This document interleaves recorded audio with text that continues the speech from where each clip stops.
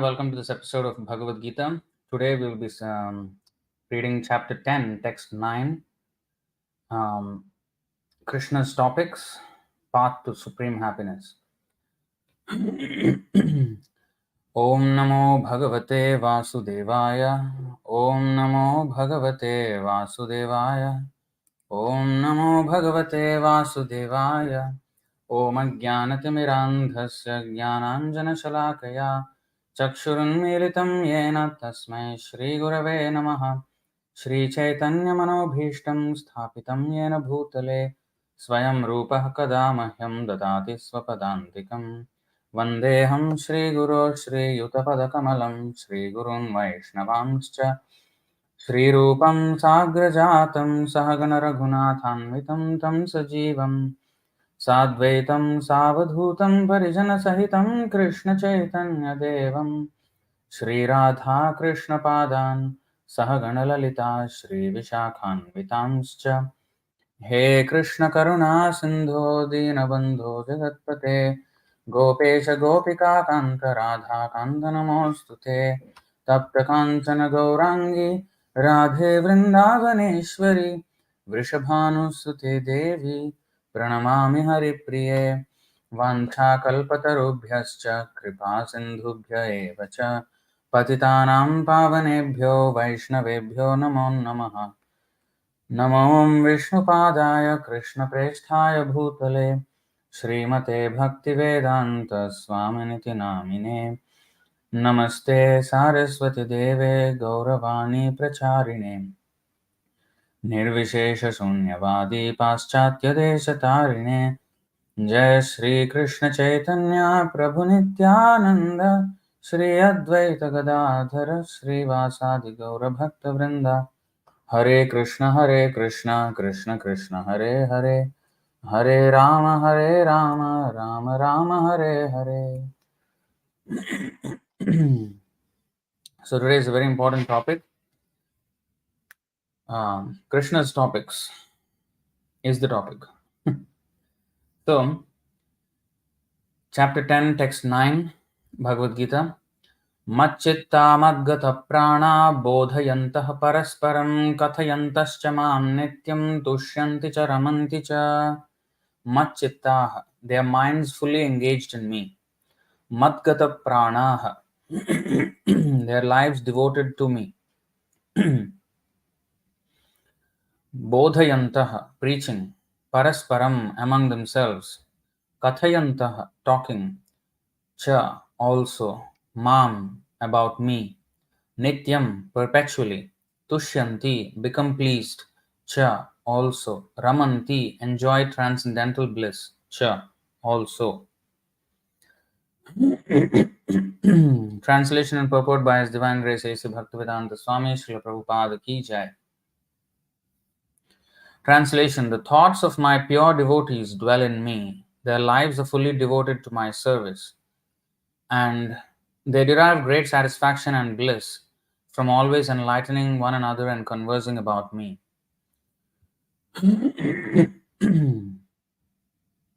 Purport: pure devotees, whose characteristics are mentioned here, engage themselves fully in the transcendental loving service of the Lord. Their minds cannot be diverted from the lotus feet of Krishna. Their talks are solely on the transcendental subjects. The symptoms of the pure devotees are described. Devotees of the Supreme Lord are 24 hours daily engaged in glorifying the qualities and pastimes of the Supreme Lord. Their hearts and souls are constantly submerged in Krishna, and they take pleasure in discussing him with other devotees. In the preliminary stage of devotional service, they relish the transcendental pleasure from the service itself. And in the mature stage, they are actually situated in love of God. Once situated in that transcendental position, they can relish the highest perfection which is exhibited by the Lord in His abode.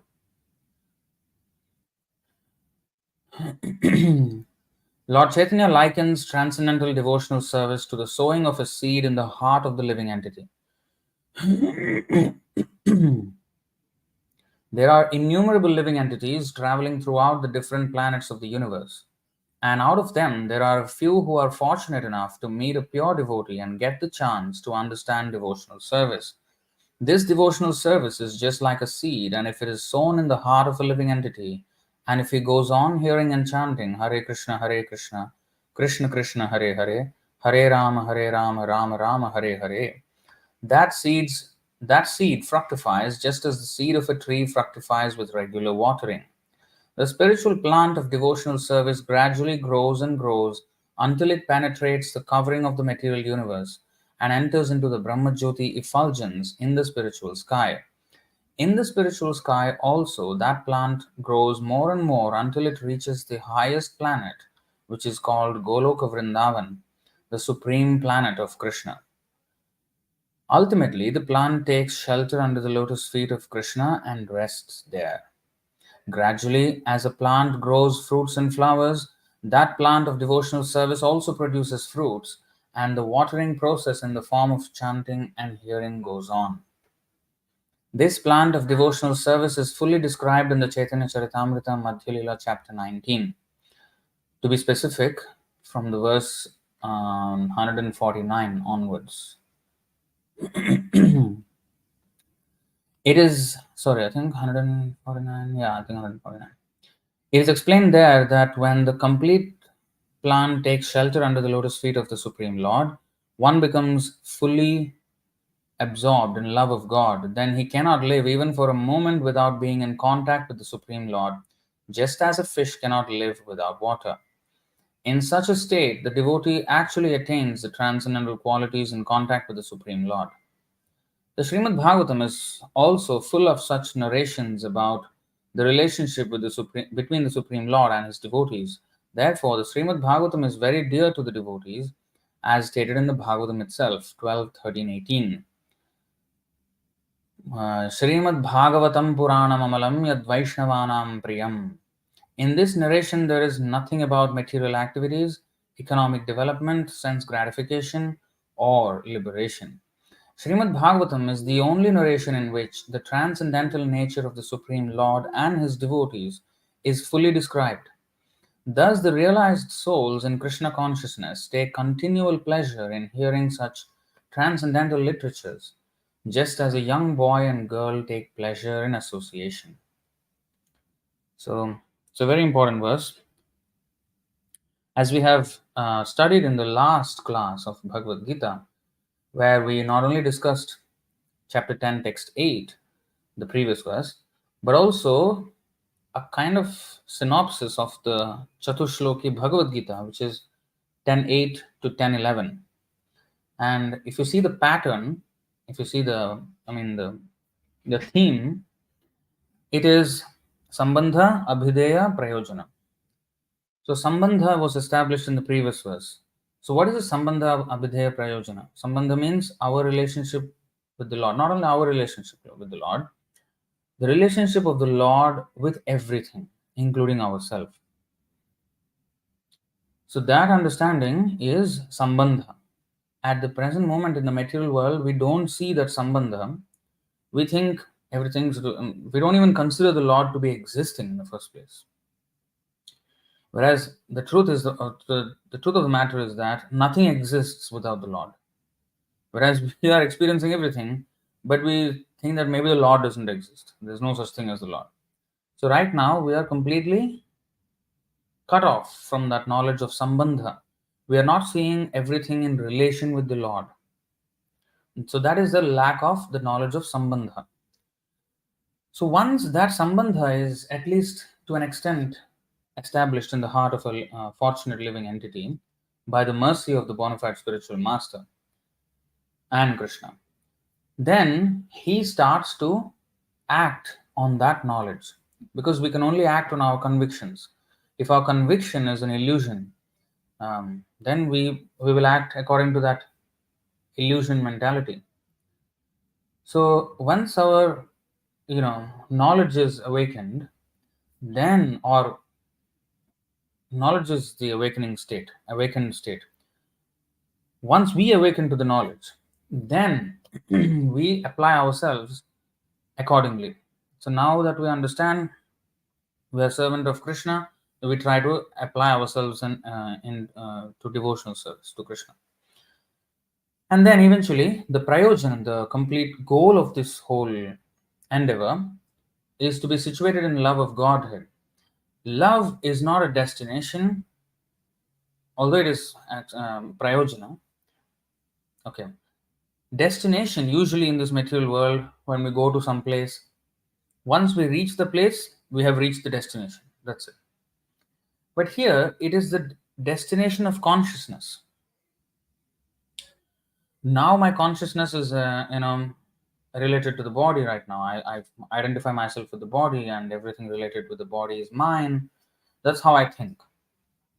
So, my consciousness has to reach another level of consciousness where I am aware, which is our original consciousness, in fact, where I'm aware of Krishna and my relationship with Krishna and Krishna's relationship with everything. And therefore, my interaction with everything is with the conscious knowledge that whatever I'm dealing with belongs to Krishna, and therefore it's meant for his pleasure. So then everything becomes spiritual because everything is related to Krishna. So there is nothing, in fact, material. Then what is this material world? Yeah, what is material then? Material means when we do not associate something with Krishna, that is when that consciousness is material. So material or spiritual is is experienced according to our consciousness. Otherwise, for a pure devotee, there is no such thing as a material world. Everything is spiritual because everything is related to Krishna. For him, there is no such thing as a material topic. It doesn't exist. It ceases to exist because he's awakened to the knowledge that whatever is so-called material is related to Krishna, and therefore it reminds him only of Krishna. So that is the underlying principle of this thing. Prayojana. Prayojana means the goal. The goal is to have our consciousness always be in Krishna consciousness. So that Krishna consciousness means to be conscious of Krishna all the time. It's not that I have reached now Krishna consciousness, okay, I can stop my abhidheya, which is talking about Krishna, serving Krishna, engaging in the service of Krishna. I cannot stop because it is a state of being that is the goal. The state of being is to be in love of God, in love of Krishna, and therefore love means it includes activities where there is hearing, chanting, remembering, offering prayers, engaging in bodily service, and considering the Lord one's best friend, surrendering everything to the Lord, and in the 5 transcendental humors of different relationships, Shanta, Dāsa, Sakhya, Vatsalya, Madhurya, and in the 5 types of liberation, especially 4, Sarupya, Salokya, Sarshti, Samipya. Sayujya is not wanted by the devotees, which is just merging into the effulgence of the Lord. That is not coveted by the devotees. But the other 4, what is that? Salokya means to live in the same planet as the Lord. Sarshti means to have the same opulence as the Lord. Samipya means to be a close associate of the Lord. Salokya, Samipya, Sarshti, Sarupya. So having the same form as the Lord. So the devotee may not want particularly these things because he doesn't demand anything from the Lord. If the Lord gives it, fine. If the Lord doesn't give it, fine. But they want to serve the Lord because service to the Lord is not dependent on whether I'm in the spiritual or the material world. I can serve the Lord anywhere. A pure devotee can serve the Lord anywhere. Even not only pure devotee, we are shown a path by the pure devotee wherein we can serve the Lord in this material world. And as we are serving, we will be in complete bliss. And all that service, especially so in the abhidheya stage, where we have not reached prayojana, where we are not yet spontaneously attracted to the Supreme Lord, unwaveringly, where we have a feeble attraction for the Lord because of hearing, and engaging in the service. We have some attraction, maybe by the grace of the bona fide spiritual master, Srila Prabhupada. So now we are engaging in the abhidheya stage. So especially in this abhidheya stage where we engage in the devotional service of Krishna, even in prayojan. So the main thing that is the lifeblood or the lifeline of devotional service is hearing and chanting. Hearing and chanting involves not only chanting his name, which is key component, extremely important component, which is chanting the name of Krishna and hearing it as we are chanting it.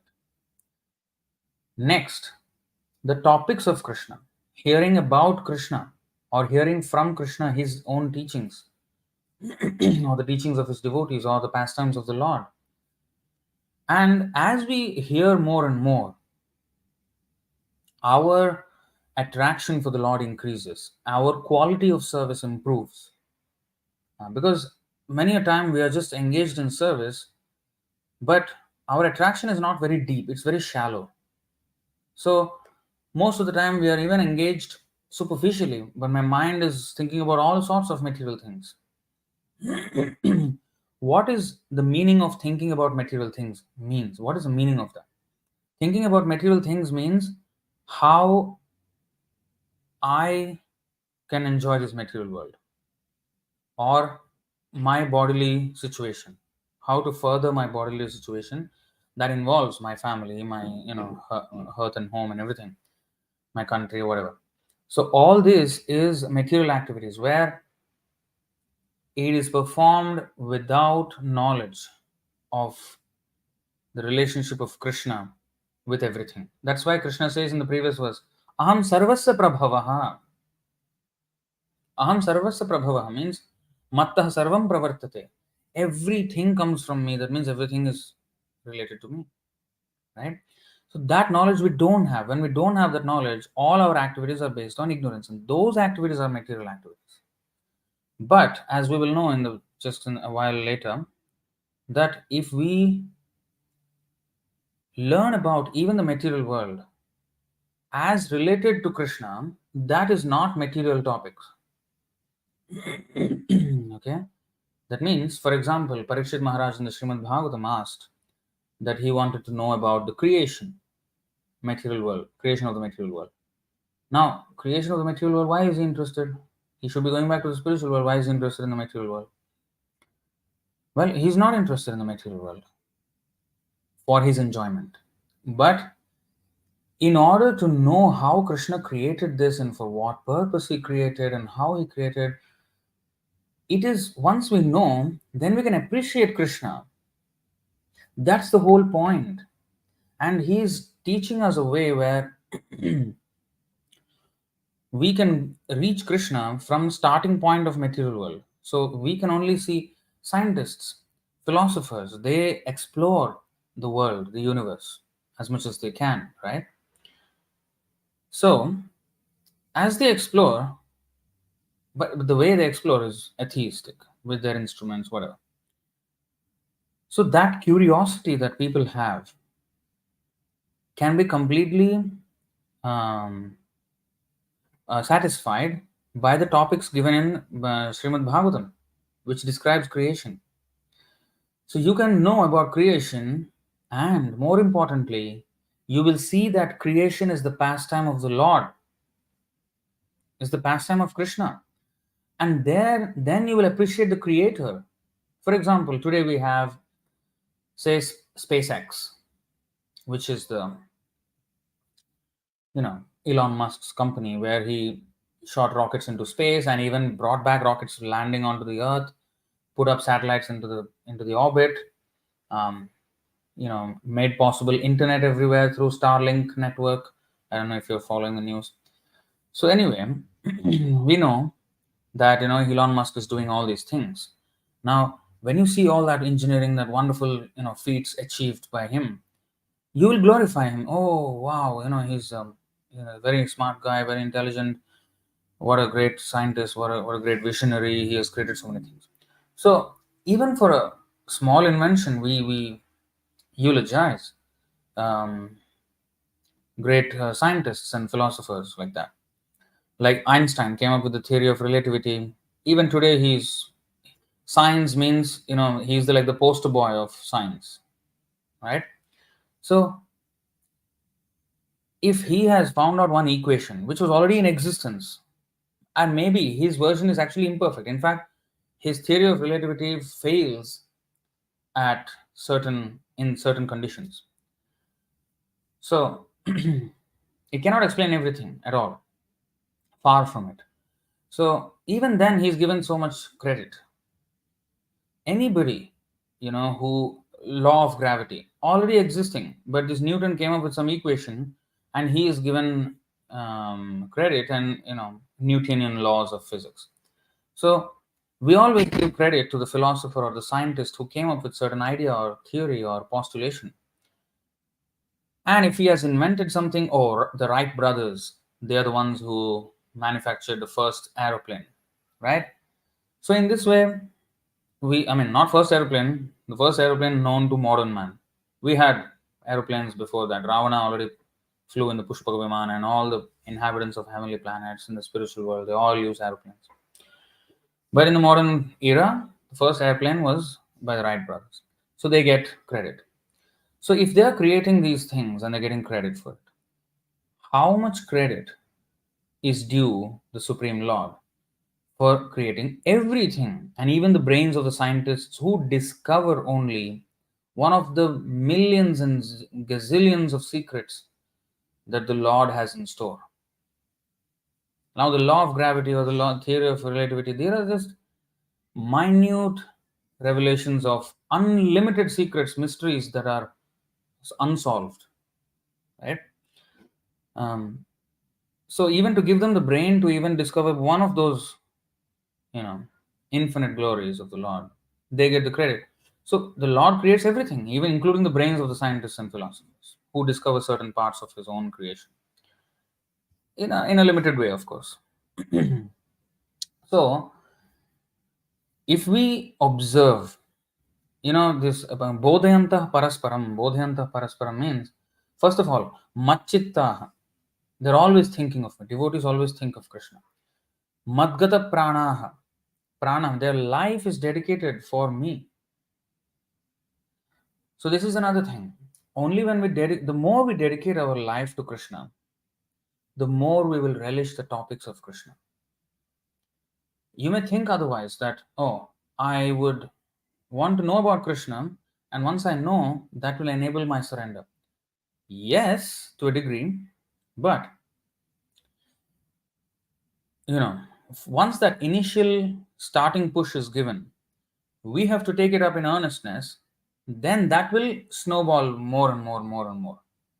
Anything, even material thing.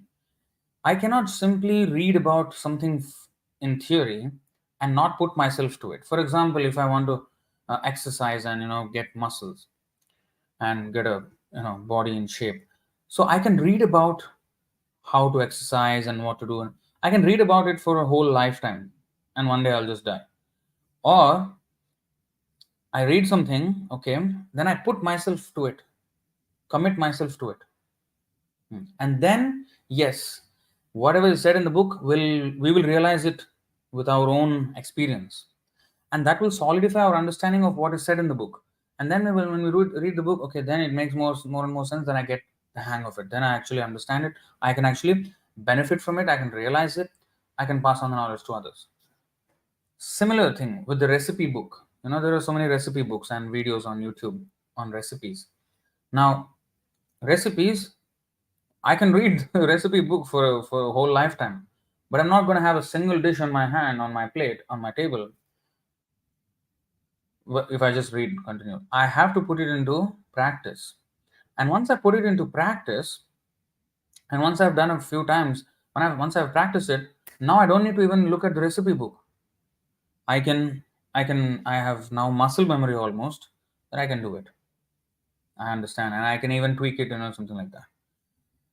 So if material things, if that is true, then what to speak of spiritual life, Krishna consciousness?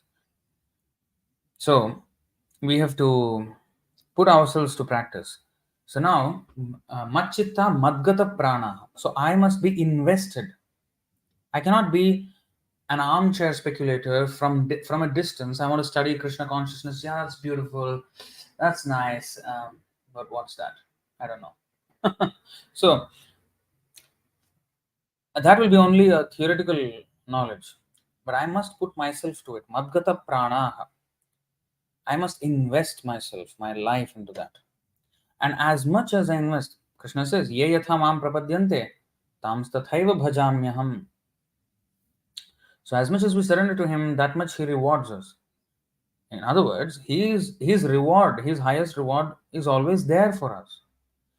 It's our willingness or the lack of it that determines how much we experience that reward or the lack of it. If we don't experience it, that means I am not invested. I am not serious about it. Otherwise, the opportunity is there for everyone. So, mac-cittā mad-gata-prāṇā bodhayantaḥ parasparam. So they discuss among themselves these topics of Krishna consciousness. Kathayantaś mam nityaṁ. Now, katha means not just story. Okay, katha means one of the meanings is story. Katha also means news. Katha also means topics. So, why I'm saying this? Because the modern historians, Hindu historians and academic historians in India, they have come up with this very distorted meaning of our Vedic literature because they don't read it from sampradaya, from a parampara. They just think that because they know some Sanskrit, they can interpret in their own way and then find out something and then go about like it's not the way. That's not the system. So what they came up with is, I'll show you.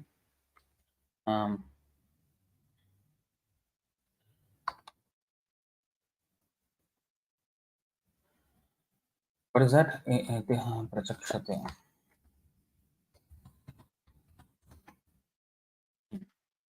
What is?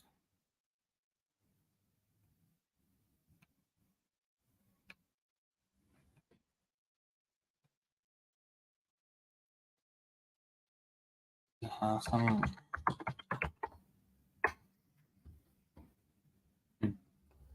Okay, you see, this is from the Brihad Bhagavatamrita.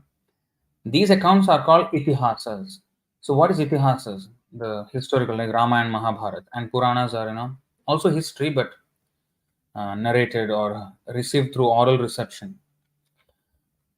धर्मार्थ काम मोक्षाणाम उपदेश समन्वितम पूर्ववृत्त कथा युक्तम itihasam prachakshate. A text that consists of narrations of past events and includes instructions about religiosity, economic development, sense gratification, and liberation is called an itihasa.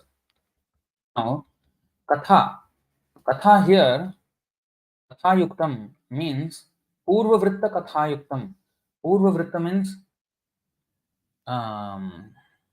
past activities.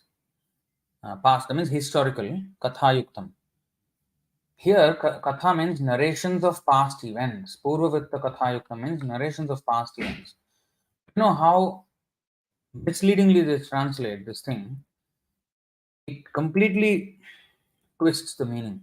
So what they say is, oh, our scriptures are written in a way that, historical incidences are intertwined with stories. Purvavrittam kathayuktam.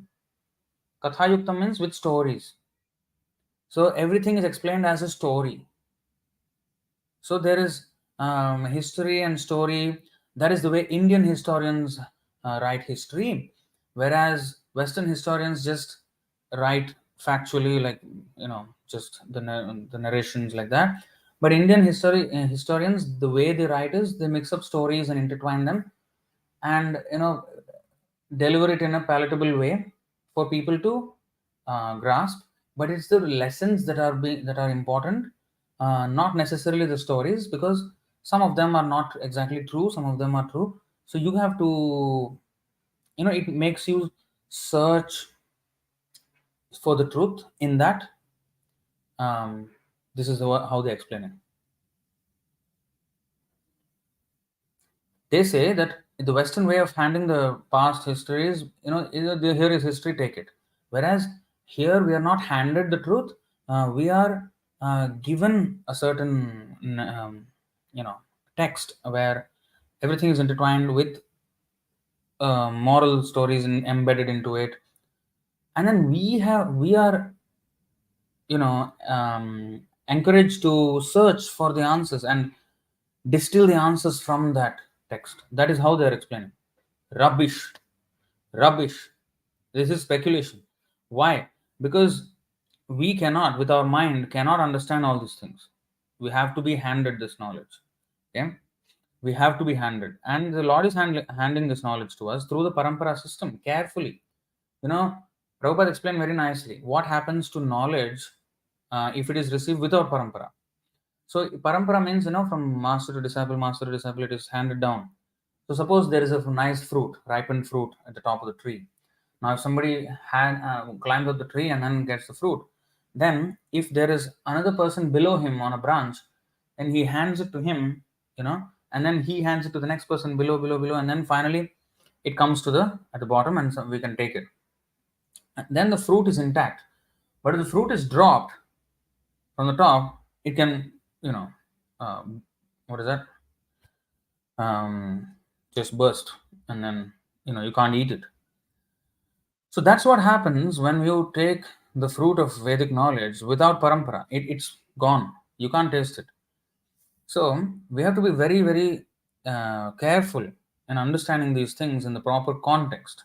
And that context and the real meaning of it is only understood by the pure devotee. Dharmasya tattvam nihito guhayam mahajano yena gatah sapantha. So that's why we have to follow Mahajans, Mahatmas. Who is Mahatma? Jnanavan mam prapadyate sa Mahatma. Mahatmanastu mam partha daivim prakritimāshrita bhajanti ananya manaso. They are Mahatmas. Who? Those who have surrendered to Krishna completely and utterly, and those who always engage in the service of Krishna without deviation. That is a Mahatma.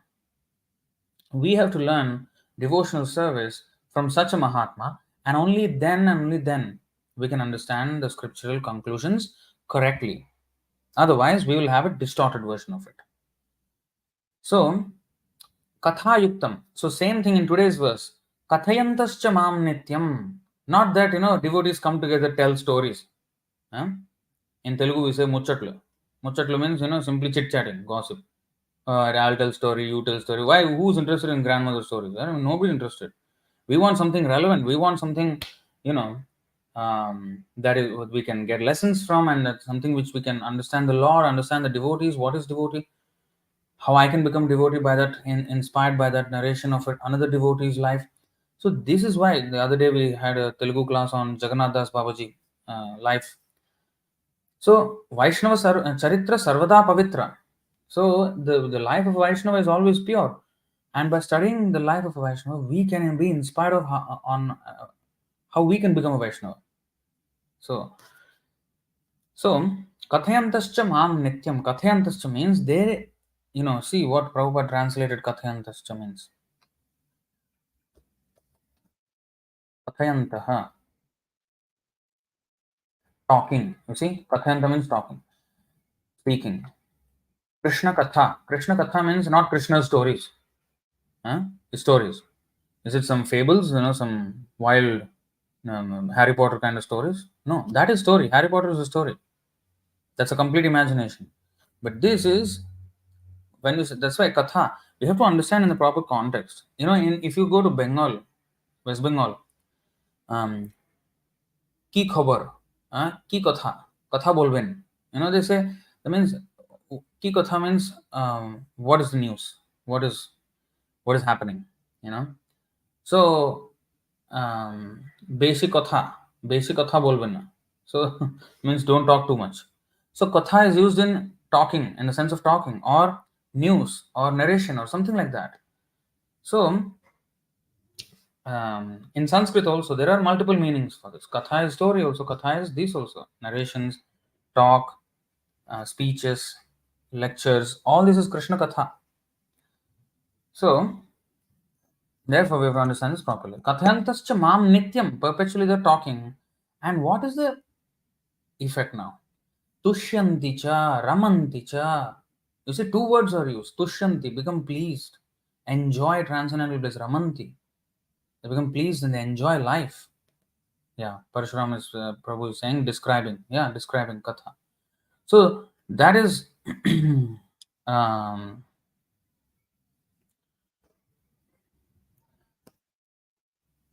that is the effect of talking about Krishna's topics. So I just wanted to take you to this verse. There are many verses about how talking about Krishna's topics is an ultimate um, benefit for the human society. And these talks, how do they start? How do what? Okay, any talk, any talk that is going on in this world is question and answer. Everywhere, everywhere, everything is questions and answers. When you say talks, it's always questions and answers, because that's how talks are initiated. There should be some inquiry, something, some hunger to know something. That curiosity will extract the answer. Like Arjuna was, you know, perplexed. He was perplexed. And that perplexity brought about the Bhagavad-gītā. Why in the Vedanta Sutra it is said, Athata Brahma Jignasa? Now that you have attained human life, start inquiring about your, real nature, spiritual nature. Because that jignasa gives rise to answers. Um, not not directly, but once I ask question, and if I'm sincere, then the Lord, He's waiting for us to ask this right question of who am I? Because everybody's asking questions, and let's actually go to this verse. It's a beautiful verse, and the purport is also beautiful. 1 to 5. Let's see. मुनयः साधु पृष्टोऽहं भवद्भिर्लोकमङ्गलं यत्कृतः Krishna सम्प्रश्नो येनात्मा सुप्रसीदति. Same. Munayah, O sages, sadhu prishtoham. This is relevant. These questions you have asked are relevant. Bhavadbhir lokamangalam. They're relevant not only for this time, for the welfare of the world. Yat kritah Krishna samprashno. Again, samprashna, relevant questions. They are about Krishna, and Krishna is aham sarvasya prabhava. Once we understand the source of everything, then we know the purpose and the whole mechanics of everything, why it is there, and everything we will know. Yenatma suprasidati. Completely please. So let's see the translation. This is Sutta Goswami telling the sages at Naimisharanya. O sages, I have been justly questioned by you. Means you have correctly questioned me on the right things. Your questions are worthy because they relate to Lord Krishna and so are of relevance to the world's welfare. Only questions of this sort are capable of completely satisfying the self. Now, let's look at the purport. Beautiful purport by Srila Prabhupada. Since it has been stated here and before that in the Bhagavatam the absolute truth is to be known, the questions of the sages of Naimisharanya are proper and just because they pertain to Krishna, who is the Supreme Personality of Godhead, the Absolute Truth. In the Bhagavad-gītā 15:15, the Personality of Godhead says that in all the Vedas there is nothing but the urge for searching after Him, Lord Krishna. Now here is a hint why the Vedas, except for Srimad Bhagavatam, especially if you see the Shruti, they are very indirectly pointing to the Lord. Not directly saying here's the answer. Why? Well, because there are some people who don't want the answer in a platter. They want to search for the answer. Although they can have the answer if they want. Krishna can, if they accept Krishna's words, that is the answer, but they don't want to accept, they want to explore. So the Vedas is extracting that curiosity from the serious practitioner. So, for example, nirguna, nirakar, all this, negative way of explaining the absolute truth is to dissociate our mind from worldly forms, from worldly qualities like that. Nirgun, nirakar, and all this. And also, vaguely mentioning only, and then encouraging the inquiry, Brahma Jignasa. So, but the answers, if we really want, then we have to approach the right person. But you know what? This is actually, in the present day, we can see this difference where they say, especially Sadguru kind of people, what is that word? They please these kind of people, because nowadays there is this idea where religion versus spirituality. Religion means you are given, there are a set of rigid rules, you have to follow all that, and then your salvation is guaranteed. There is a set recipe, you don't have to use your brain, you just have to follow the method and you will get liberation. Basically, liberation is handed to you on a platter, you just have to follow the recipe. That's it. Whereas spirituality, well, it is not as rigid, it's fluid. I can explore. There's no rules, there's no limitations. The possibilities are endless. I can be more open. I cannot be, I will be not so judgmental, because religion means there are rules. Oh, you're not following, so you're fallen, you are this thing. Whereas I am right, you're wrong, or there is unnecessary, harsh, hard-lined divisions. Whereas spirituality is about accepting everyone, and anything goes, everything goes. That's your preference, okay, that's fine. This is my preference, so this is fine. So this is what they think spirituality versus religion is. And so there are a lot of people who are not, where the problem is, they don't want to be disciplined. That's the problem, period. Disciple means discipline.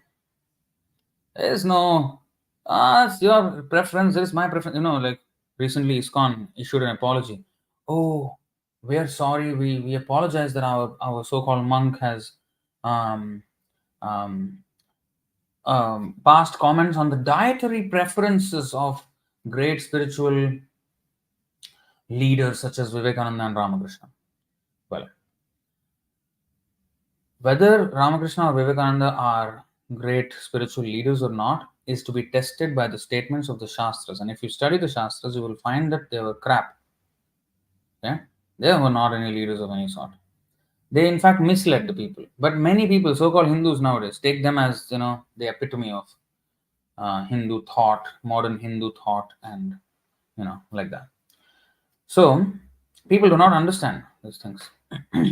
And our so-called ISKCON, I mean, which is supposed to be the world leading movement, has is trying to please these people and saying, oh, this is the dietary preferences. Well, Vedas say if you eat meat, you are mlecha, yavana, you cannot be of very high consciousness, you cannot understand God. So these are all there in our scriptures. So they eat meat, especially Vivekananda, he eats meat. Okay, so he cannot understand. He just cannot understand. Why? You may ask. Okay, let me actually show you that verse, because otherwise you're saying, hey, this guy is just saying whatever he wants. No, I'm not. Okay, so here, this is the verse. 10:14 of Srimad Bhagavatam. Nivritta tarshairupagiyamanat bhavaushadhat shrotra manobhiramat ka uttama shloka gunanuvadat puman virajyeta vina pashugnat. Pashughna means to kill the animals. So now, glorification of the Supreme Personality of Godhead is performed in the parampara system. That is, it is conveyed from the spiritual master to disciple. That is the proper way. Not simply reading some books, opening some Upanishads and starting reading. No, cannot. You cannot understand anything. Great Sanskrit scholars have done it and nothing they understood. They came to stupid conclusions, absolutely. So that's not the way. You have to follow the Sampradaya system. Because that's where Krishna himself says that. Okay? Evam parampara praptam. You are going to do some other way. How are you going to get anything from that? You have to follow the recipe, mister. You have to follow the recipe. So, such glorification is relished by those no longer interested in the false, temporary glorification of this cosmic manifestation. Descriptions of the Lord are right medicine for the conditioned soul undergoing repeated birth and death. Therefore, who will cease hearing such glorification of the Lord except a butcher or one who is killing his own self? Same thing is echoed in Ishopanishad. असुर्यानामते लोका अन्धेन तमसावृताः तांस्ते प्रेत्याभिगच्छन्ति ये के चात्महनो जनाः.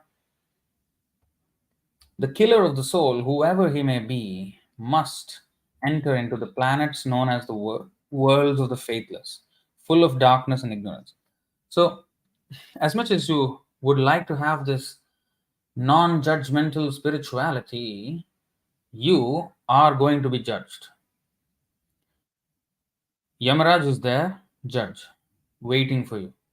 So, we are judged for every single action. The law of karma is not going to, cater to your so-called dreams of spirituality, non-judgmental. No, you're judged. So, just like fire does not wait for your ignorance or knowledge of it. No, even if it's a child, if he doesn't know what fire is, it will burn him nonetheless. So it's not going to wait for your knowledge or your opinions about fire. No, fire will act without you,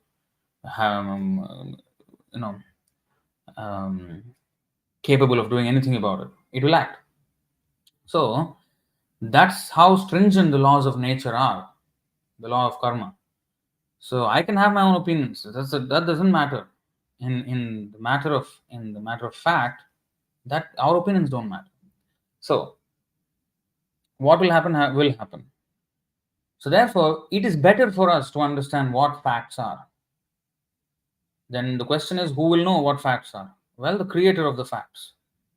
Because facts are there. The very nature, we rely, even the scientists, they rely on the law of gravity. For example, they rely on a stable means because there is order in the universe. What if there was absolute randomness? Absolute randomness. That means today there is gravity, tomorrow there is not. Just like, sometimes there is hot, sometimes there is cold. Sometimes. So what if sometimes there is gravitational pull is more, sometimes it is less? You cannot even create a proper vehicle or a plane. You cannot fly anything. You cannot do anything. Because how much weight, your suspension of your vehicle, everything depends on gravity. They rely on these laws. They rely also on the photosynthesis that happens, because of which we get food. They rely on the seasonal changes which are established by the law. They rely on these things. So the very stability that we have, the confidence with which we move about is actually possible only because the Lord has some order in this world. Not some, completely in order. The times at which there appears to be disorder is the anger of the Lord. It's not disorder.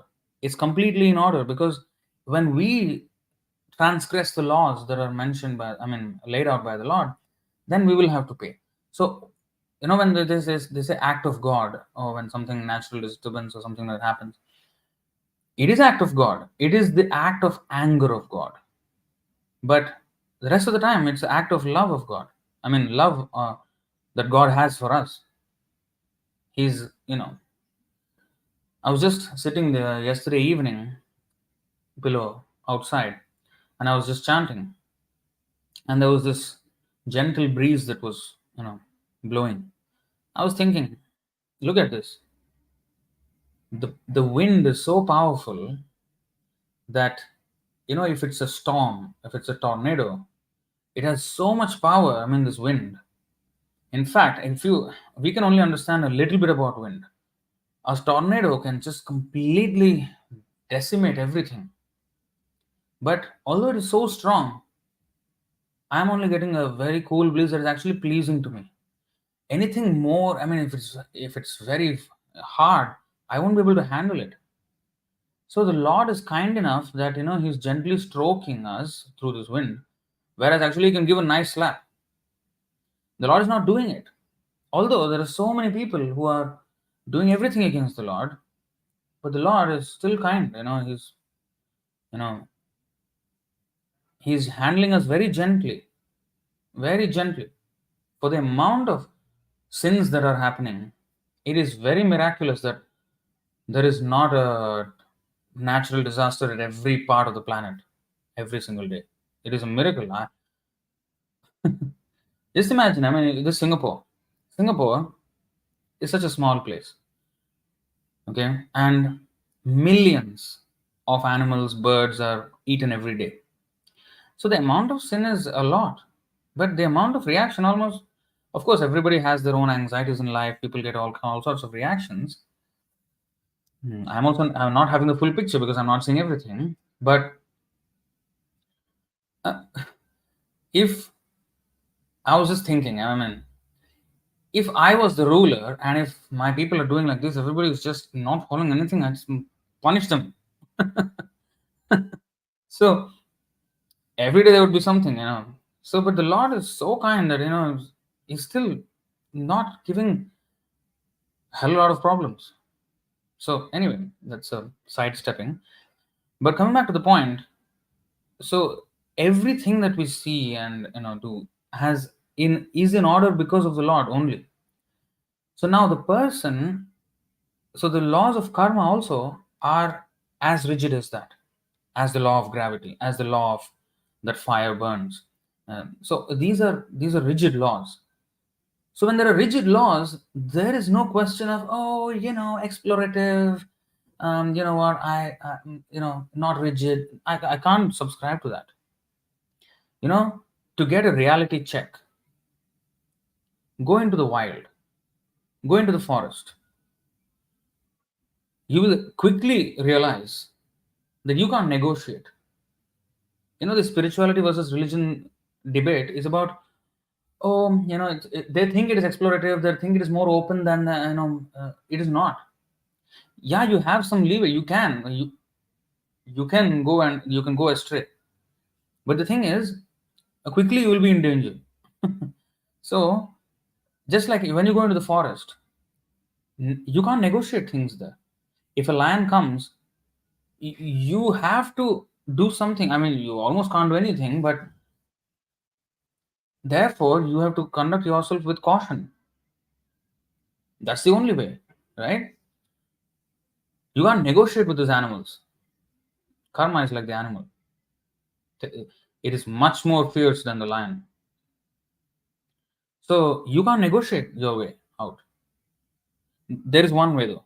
If you surrender to Krishna, yes. Mama maya duratyaya mamevaya prapadyante maya metam tarantite. They can cross. They can escape. Otherwise, I'm sorry, no negotiations. Here in the human world, in the human civilization, we think there is negotiations, or we at least attempt to have negotiations. That's why there are protests. Oh, I don't like this law, change it, this, my rights, this. You can't say any of these things in the forest. No, this is my right, I can walk, not only you, I will also walk. No, tiger is not going to hear your argument. You can do whatever you want, he will eat you in the meantime. So you have no right to protest there. So karma is like that. So these so-called spiritual leaders, they were eating meat. At least one of them. I don't know about Ramakrishna much. Vivekananda was eating nicely. Unapologetically, he was eating meat. How is he even a spiritual leader when his eating is not in sattvic mode? You cannot have thinking in a sattvic mode. That's why he speculated a lot and had many times opposite conclusions than the Vedas. So anyway, so dietary preferences. So this is wrong. Uh, so we have to understand what is actually right and what is wrong, and this hard line. It is hard line. Yes, there is there is gray area. There are gray areas when we only consider things in the material perspective. But when you see the difference that whether mode of goodness or mode of ignorance or mode of passion, all are material after all. We have to transcend all of them. So that is spiritual. So then that is a hard line now. What is goodness? What is ignorance? What is passion? What is, sometimes it is difficult to distinguish what is pious, what is not. According to circumstance, the scriptural rules are also different. That is also discussed in the 11th canto, 21st chapter. These things are discussed. The how to say,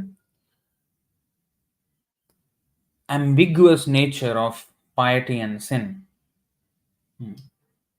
For example, eating meat is sin. But in an emergency, when absolutely nothing is available, eating meat is okay. And fasting is something we have to do. But if somebody is sick, one need not follow the fasting regulations. Even if he doesn't fast, he is not sinful at the time. So, different situations, then something else becomes piety and something else becomes sin. So, that is there. But spiritual and material, that's where the distinction is very clear. So, anyway, according to the time, place, even spiritual methods, you see, there is Yuga Dharma. Yuga Dharma. There is, what is that? Kriteya dhyayato Vishnu, Tretayam yajato makhai, Dvapare paricharyayam kalauta dharikirtanat. So, devotional service to Krishna is the way, the spiritual path. But that devotional service, according to different time, it is differently prescribed. So in the Satya Yuga or Krita Yuga, meditation is prescribed. In Treta Yuga, Havan is prescribed, fire sacrifices. Dwapar Yuga, Paricharyayam, temple worship is prescribed. Kali Yuga, Hari Kirtan is prescribed. The congregational chanting of Krishna's names is prescribed. So according to time, different formulae are prescribed. So does that mean spiritual life is also changing? I mean, there are different rules for spiritual life. Well, according to the advantages and disadvantages one has, Krishna gives us a path in which we can come back to him. So, which path to follow, what to follow according to certain time, place, and circumstances is given by the bona fide spiritual master in the sampradaya, in the disciplic succession.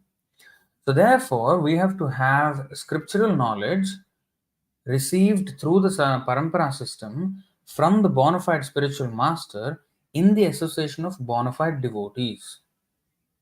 When these conditions are met, coupled with our sincerity, that is the most favorable circumstance in which our devotion can grow. Okay, so we have to adhere to these things. So kathayantaś mam nityaṁ tuṣyanti cha ramanti cha. So how to enjoy life? Now, enjoy life is through the topics of Kṛṣṇa. Now, let's go back to that purport. Now, here, in the Bhagavad-gītā 15:15, the personality of Godhead says that in all the Vedas, there is nothing but the urge for searching after Him, Lord Krishna. Thus, the questions that pertain to Krishna are the sum and substance of all the Vedic inquiries. Okay? The whole world, and now this is beautiful, you see this part of the purport. The whole world is full of questions and answers. The birds, beasts, and men are all busy in the matter of perpetual questions and answers. In the morning, the birds in the nest become busy with questions and answers. And in the evening also, the same birds come back and again become busy with questions and answers. The human being, unless he is fast asleep at night, is busy with questions and answers. The businessmen in the market are busy with questions and answers. And so also the lawyers in the court and the students in the schools and colleges. The legislators in the parliament are also busy with questions and answers. And the politicians and the press representatives are all busy with questions and answers. Although they go on making such questions and answers for their whole lives, they are not at all satisfied. Satisfaction of the soul can only be obtained by questions and answers on the subject of Kṛṣṇa. So, in this way, if you see, in this framework means a lens or an instrument through which you can see things. So, the framework is questions and answers everywhere. If you see this, like how Prabhupada explained, everybody is just about questions and answers. Now, Google is the biggest website in the world. How did it become so big? Questions and answers. What is AI? Artificial intelligence. Questions and answers. Because you know ChatGPT, right? I think some of you have used ChatGPT. So you ask questions and it gives you answers. So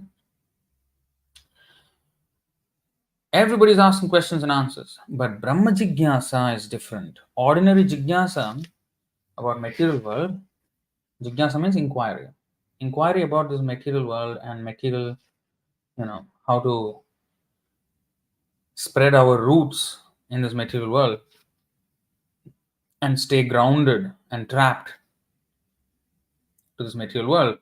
That is one kind of questioning answering. This question answers of Kṛṣṇa will uproot those desires, deep rooted desires for material enjoyment.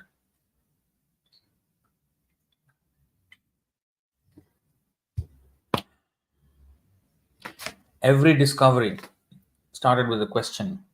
For example, that story, famous story, Isaac Newton, some apple fell and he questioned, what is this? And then it led to the discovery of something. Similarly, oh, this is difficult. How can it be made simpler? Okay, that will lead to some innovation, some technology, some invention.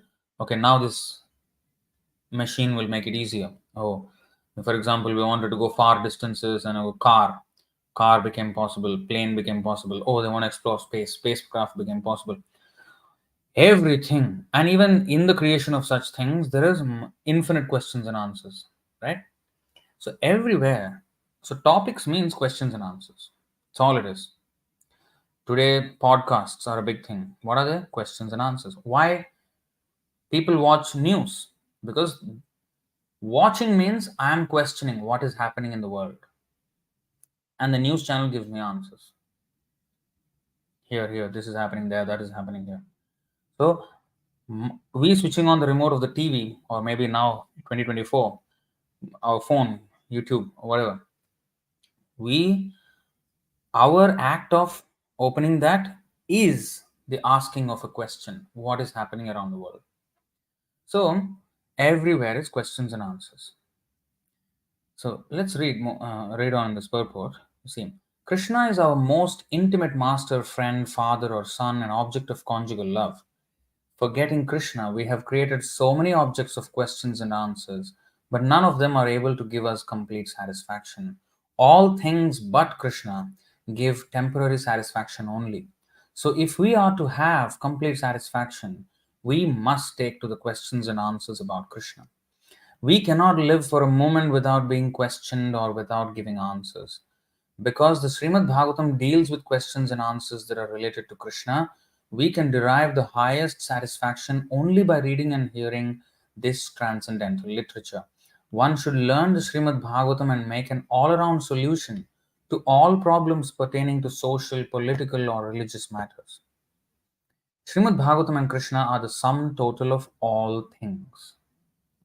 It's beautiful. So, everything that we ever want to know is there. Even the existence of books is questions and answers. The writer of the book has solved certain questions and provided the answer. And whoever, like I want to know about programming, okay, artificial intelligence. I look up what is a good reading material on that or something like that.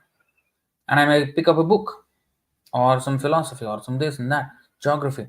So there are books for that. Now there are websites, different ways to consume knowledge. So these are all questions and answers. So we have to have the right questions to extract the right answers. Now this is actually, I don't know how many of you have played with artificial intelligence, chat GPT and stuff like that. But if you have experimented with that, you will quickly realize that the answer the chat GPT or any such AI model gives you is um, the quality of that answer depends on the quality of my question, my prompt, right? if if I write exactly what I want, then the answer will be exactly catering to my needs.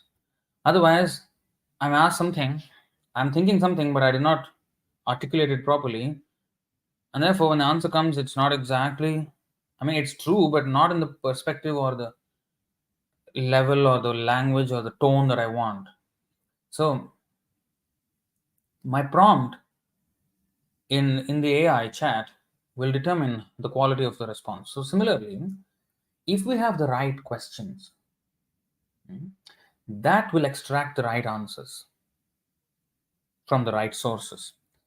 Because Krishna is in our heart and he is sitting with the soul, sitting with us, and he is waiting when he will become sincere, when he will turn to me. So when he has the right questioning and he is sincere about that questioning, he will route him to the right association where he will be introduced to this whole world of Vedic literature and the parampara system. Everything becomes opened up. Until then, it's closed. So the questioning are the inlet, the doors that open up. So that's why questioning is very important, and the right questioning. And this questioning we have to do about Krishna. So this Krishna's topics, when we discuss like this, then the whole world will have life. Tuṣyanti, ramanti, everybody will be happy and pleased. The whole world can have complete happiness, not just peace. They're trying for world peace or United Nations will try for peace, but it's not happening. Wars are happening on every part of the globe. So it's not happening. Forget about peace. Peace is just the precursor to happiness. You know, peace is just on the borderline between misery and happiness. It's peace. It means you're not tormented by the miseries. Borderline. Happiness is complete immersion in ecstasy. So that is levels above peace. So tuṣyanti ramanti. You see this classic verse from the 266. नास्ति बुद्धिरयुक्तस्य न चायुक्तस्य भावना न चाभावयतः शान्तिर् अशान्तस्य कुतः सुखम. Shanti and sukham, two things. Ashantasya kutah sukham. If he is not even peaceful, how can he be happy? That means peacefulness is a precursor to happiness. Okay.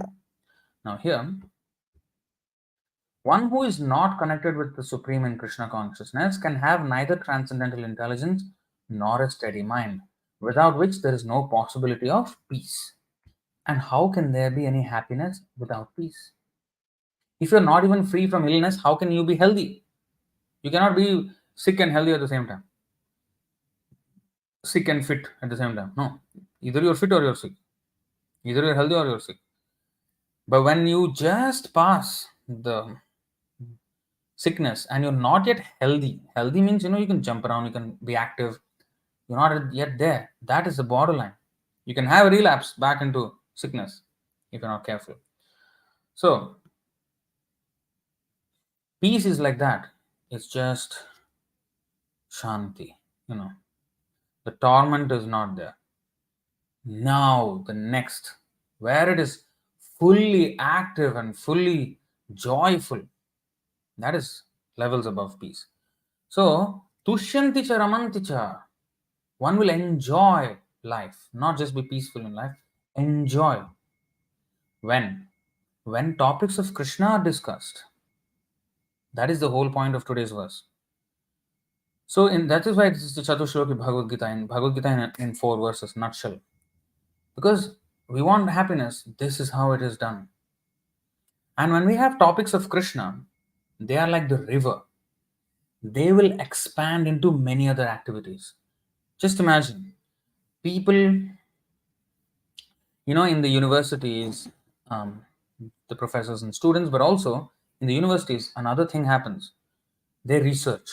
I mean, there are research centers where scientists come together and research on certain topics, and they discuss many things, experiment with it, and do so many things, and then those things are eventually what we see as products that we use in day-to-day life.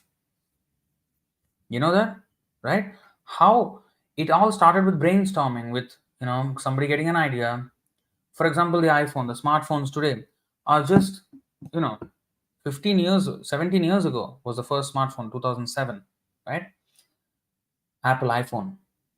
So before that, all some dumb phones. People were smarter. Now people are dumb. Phones are smarter. So either way, that's a boon or a bane. It's up for debate.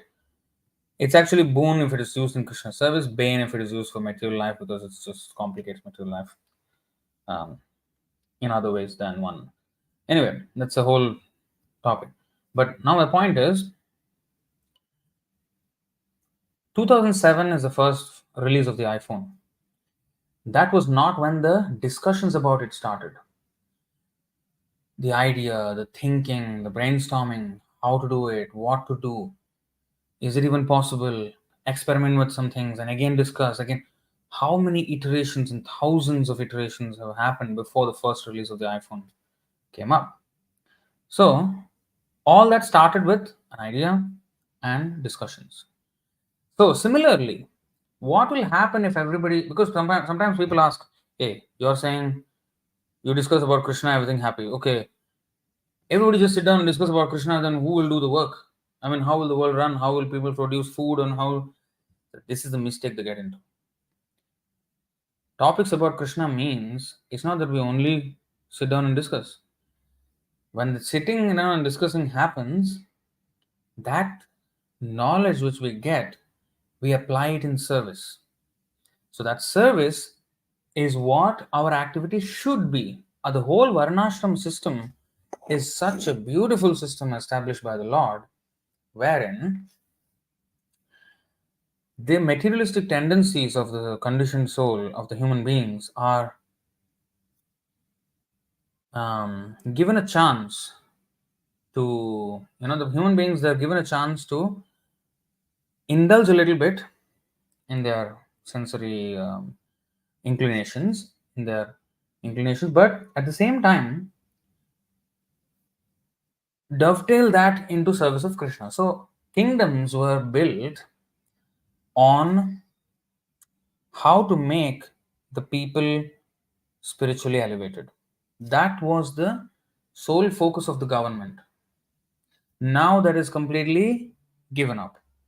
Now it's all about economic growth only. There is no dharma, only artha and kama. No dharma. You see, dharma, artha, kama, moksha, all are required in this material world. And of course, prema, which is the highest. But only if you concern yourself with artha and kama, you're giving up on the majority of the benefit of human life, which is dharma and moksha. Dharmo vitta and dharmam, what is it? Dharmo vittam nirnam pretya. Dharmo vittam nirnam pretya. So our wealth is actually dharma. That will last us even our life, this lifetime. It will take us to the next life based on how much we have been dharmic. And also, material religious system is still not so good. It should lead us to not only moksha also, which is not complete. Prema, which is love of Krishna, that is complete. So it should lead us there. So that is the index of advancement. So on what path are people advancing?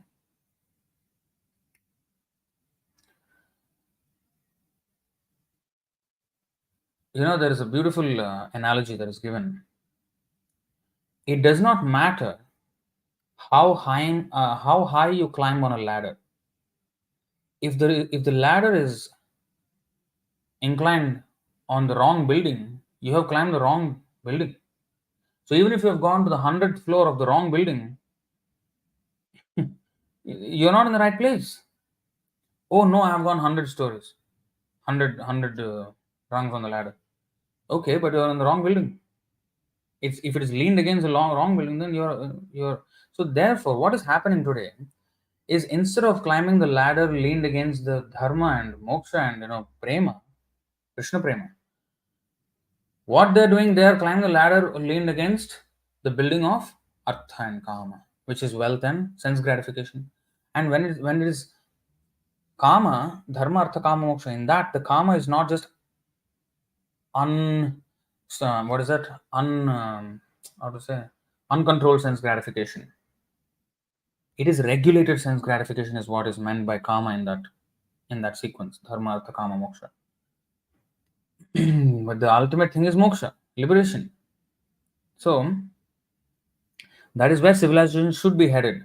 So what happens if everybody is discussing Krishna's topics and acting on those teachings, taking the role models, taking the Supreme Personality of Godhead and his devotees as role models, and conducting their lives accordingly? This is not a boring life. In fact, the other way is boring life. In fact, there is very shallow and empty. There's nothing there.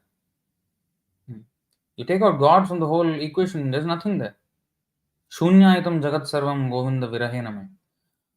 Of course, that the devotee feels out of love, but Shunyaitam jagat sarvam govinda virahename. You take out Krishna from the world is just useless. I mean, it's useless to pursue anything in this world without Krishna. It's not worth pursuing because you're going to lose it anyway. It will end in zero. Shunyaitam. So, jagat sarvam, the whole universe, is meaningless without Krishna. So everything will be very shallow and you cannot really get happiness. But when you add Krishna to the equation, everything will make sense. Everything will make sense. So, what happens if we discuss about Krishna?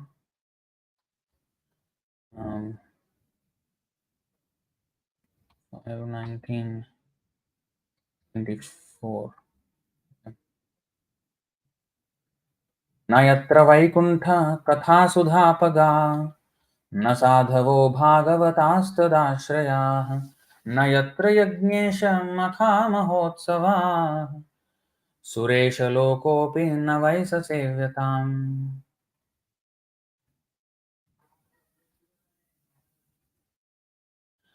An intelligent person does not take interest in a place, even in the topmost planetary system, if the pure Ganga of topics concerning the Supreme Lord's activities does not flow there.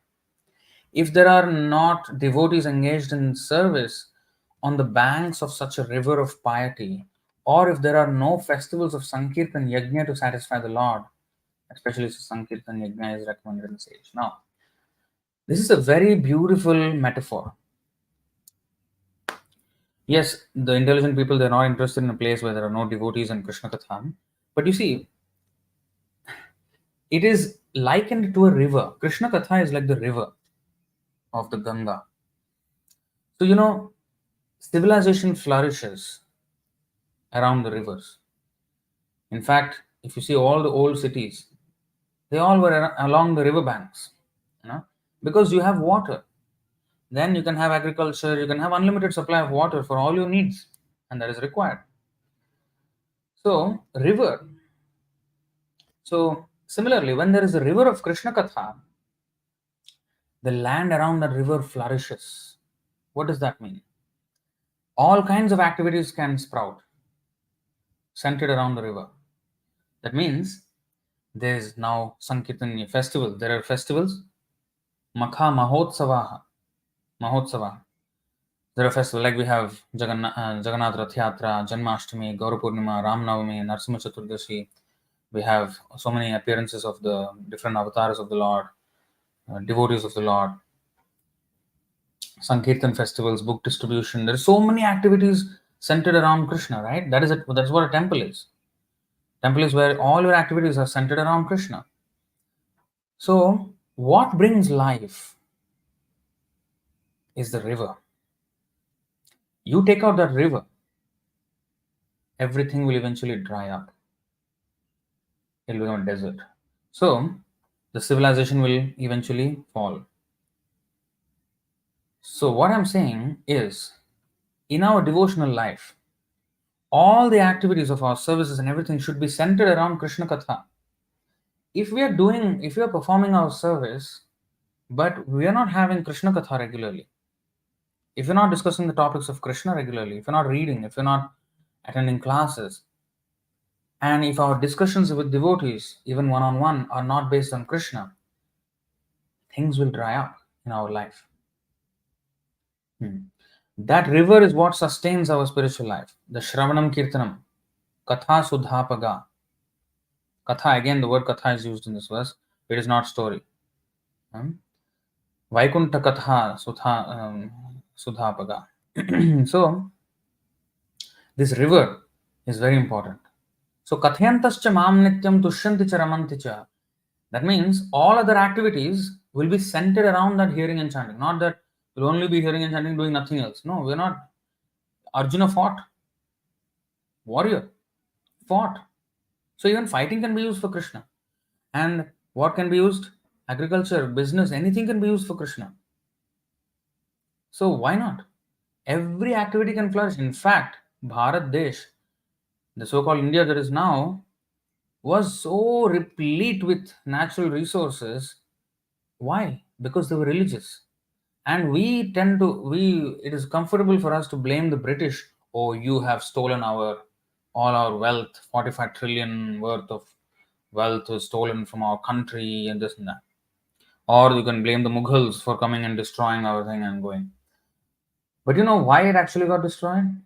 Because people started becoming irreligious. And that's why these invasions happened, these colonizations happened, and now also colonizing the psyche of the people through media and other stuff is still happening.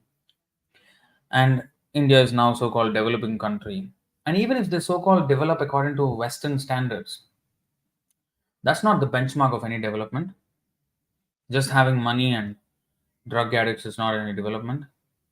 So, development means development of consciousness, Krishna consciousness. How much people become Krishna conscious? That is development. We should not have the KPIs of the West. We should not measure ourselves according to the demoniac KPIs that are in the Western world. In the West means it's all demoniac, atheistic, not. It's exploitative in nature. By nature, it is exploitative.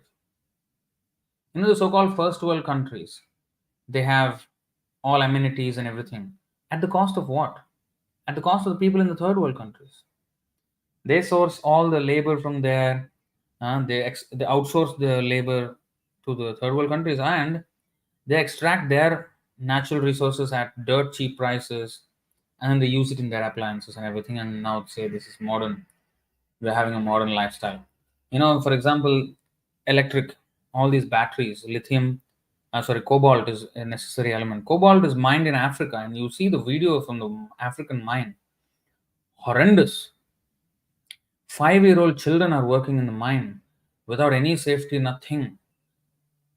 And so dense population they're working and for very little wage. And that's how these people are sourcing. And in the so-called first world country, we're all in comfortable life. At expense of what? So it's exploitative in nature. They should change. So communist is bad because there's no such thing as equality, because there's one guy is in power and he will be corrupt. That will happen in the Kali Yuga. And capitalism is also not correct. Although it seems a little bit more free and all that, no, it's not. Because it's exploitative in nature. So, the best thing is a spiritual welfare state where depend on natural resources. Don't overcomplicate things in life. Don't overcomplicate things.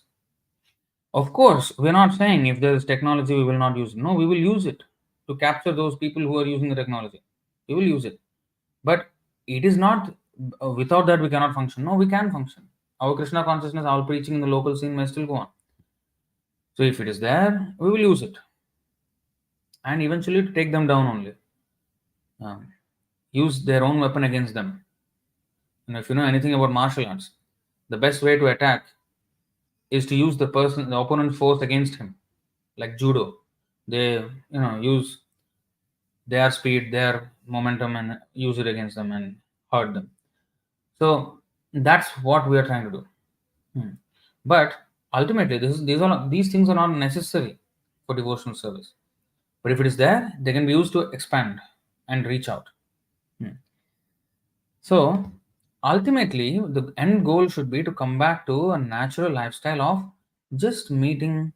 You see, in capitalism, there are some people who are multi-millionaires. For no reason they have. Why you should have so much wealth? You can always share those resources with others. So anyway, um, the whole system of Vedic civilization is where everyone works enough for their needs. Yeah, some people are rich, but all that extra wealth that they have, what is extra? More than what is absolutely necessary to keep the body and soul together is extra. So that extra wealth, if one has, that can be used in proper way in the furtherance or furthering the Krishna consciousness of the community. Build temples, contribute for the preaching of traveling of the devotees to other places to preach, or conduct festivals, distribute prasadam, print books, or so many things can be done. So any extra wealth, any extra resources if we have more than what is necessary to maintain us, that is a blessing of the Lord, which is an opportunity to serve Him. Because with necessities, what will happen? I will serve my body only. Okay, to keep this body in order so that it can be used for Krishna service. So, okay, that's fine. But if anything extra is there, okay, that can be used in Krishna service. Nothing is bad. Nothing is bad. What is bad is at the cost of spiritual advancement, material advancement is going sky high, leaning the ladder against the wrong building, going so high in this, but that's not the correct one. So, tuṣyanti ramanti. So the way to happiness is Krishna Katha. So we should never think that we're discussing Krishna, it's a waste of time, or yeah, it's good for devotees. No, it is the thing. It is the only thing that will save the world. Everybody should be engaged in Krishna Katha. How to do that? So that's why sometimes devotees, what they do is they approach seemingly material topics where materialistic people are congregating around certain topics, and they will inject spiritual knowledge into that because they know this point that aham sarvasya prabhavaha, Krishna is the origin of everything. Now these people are engaged or concerned with one aspect of that everything which is created by Krishna. So that one aspect can be linked to Krishna. So while they are busy discussing those topics, a devotee may enter that arena of topic and explain it in a way that will remind people of Krishna. So in that way, a devotee can go to any field and talk to Krishna, talk to them about Krishna, because aham sarvasya prabhava, everything is ultimately related to him. So wherever he goes, he can speak about Krishna. He can connect that topic to Krishna. So that is what has to be done. Krishna consciousness should be part of the public discourse. The Overton window has to shift. We have to bring, it should be the norm that Krishna is in the topics, is in the language of people. So Overton window means the acceptable things for that era of time, the zeitgeist. So that Overton window has to shift. So we have to shift the Overton window. That's what we have to do. We have to bring this topic of Krishna into the main social discourse. They have to be conscious of this. So in this way, we have to think. So this is the only way where we can bring auspicious Lokamangalam. What is that? 125. Just now that Sorry.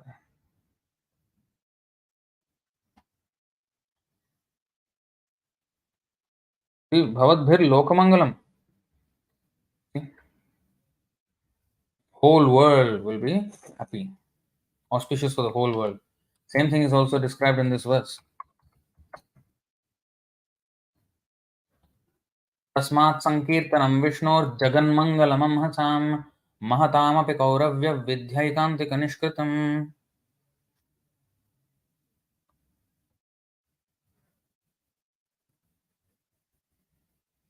So Goswami continued, my dear king, the chanting of the holy name of the Lord is able to uproot even the reactions of the greatest sins. Now, Tasmat Sankirtanam Vishnu. Sankirtanam means not only chanting of the holy names, but also the discussion of topics of Krishna is also Sankirtanam. So you can add that also into this translation. Therefore, the chanting of the Sankirtan movement is the most auspicious activity in the entire universe. Please try to understand this so that others will take it seriously. So, this is what has to be done for making this world auspicious. Okay, so I'll stop it here. Any questions or comments on this topic?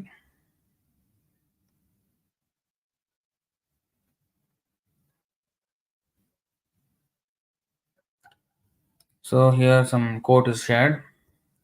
Adi 1.49 purport: such exchanges of thoughts in regard to Krishna give pleasure to the Lord, who therefore favors such devotees with all enlightenment. So that's how it actually works. It's actually mercy of Krishna. Krishna will reveal these knowledge. So Krishna will be pleased and he will enlighten them.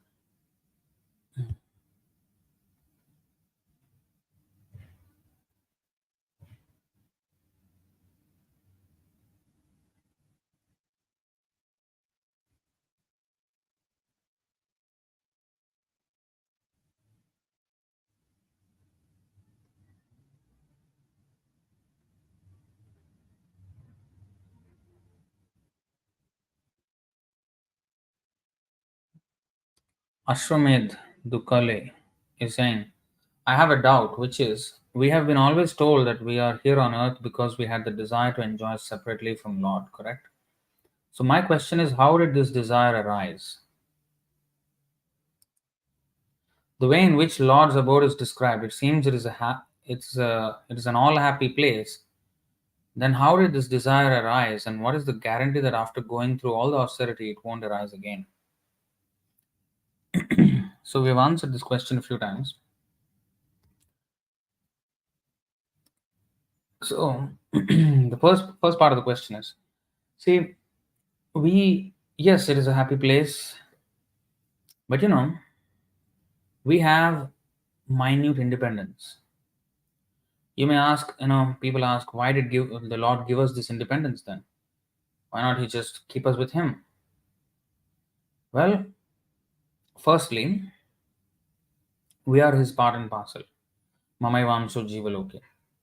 So being part and parcel, just like a drop of the ocean and the vast ocean, have the same qualities, have the same composition. About 35% is salt in both the drop and in the vast ocean.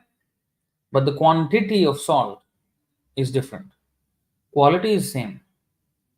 So we being part and parcel, like a drop compared to the ocean of Krishna, so we have the same tendencies as Krishna does. Now Krishna has independence, Swarat. He is infinitely independent. We are minutely independent. So by constitution we have independence. Okay. Next, love is a voluntary feeling and a voluntary relationship. It's not by force. So if we had no choice than to serve Krishna, that would be slavery. But love means I could do anything else, but I'm doing this. That is that is love. Otherwise, there's no love. You're just like a robot serving Krishna. Love means there is so much feeling in all of this. This will come only when there is independence. Otherwise, I have to do, I will do. That's it. And there's no other thing. So there's no voluntary there. Um, so we have this thing. So sometimes our mischievous mind, I mean, that's why we do not know how exactly it started. In fact, once there was one devotee, I forgot the full story. You know, he finally contacts the Lord. He's a pure devotee, but he was framed for all wrong things which he never did in this world. And he asked the Lord, "Why, Krishna? Why? Why am I put into this?" Then, and he asked the Lord, "How did it all start? How did I even come into this material world?" So the Lord doesn't want to even answer that question. He just said, "Come back," because that's all that matters to him. You coming back. How did it start? It is so painful for him that he doesn't even want to talk about it. So how did we become so insensitive to the Lord that we gave up that supreme happiness and come here? It starts off with not that, oh, I'm leaving the happiness and coming here. No, it starts off by the way that why can't I enjoy also? Why can't I enjoy? Um, so it starts off like that. That is the separation, and then eventually the gap widens and widens. So now we are totally what is material world and what is spiritual world, so far apart. So the misuse of independence. So that's how we came here. Okay. But how exactly, when and how did we misuse our independence? Well, we do not know, but we have some information in some of the scriptures. For example, Jay and Vijay. Of course, they came for the pastimes of the Lord. How did that happen? They actually offended Lakshmi ji somehow. So maybe it can be even Vaishnava aparad, which fuels the sense of independence. Somewhere we have committed some aparad, something. I don't know how it started. It's so difficult to explain that. But somehow our monkey brain has invented an idea of happiness without Krishna. And that was the beginning. That independence, that misuse of that independence, the abuse of that independence is what began our material journey. Now, the next question is, it's all a happy place. It's an all happy place. There's no misery. What is the guarantee that after all this austerity, we go back and then we don't do that same stupid mistake again? Well, Krishna says, Yad gatva na nivartante tad dhama paramam mama. Once you go back, you will never return. And why so? By right, technically speaking, you can return. Yes. But that is the reason why Maya is so stringent, even when we are devotee.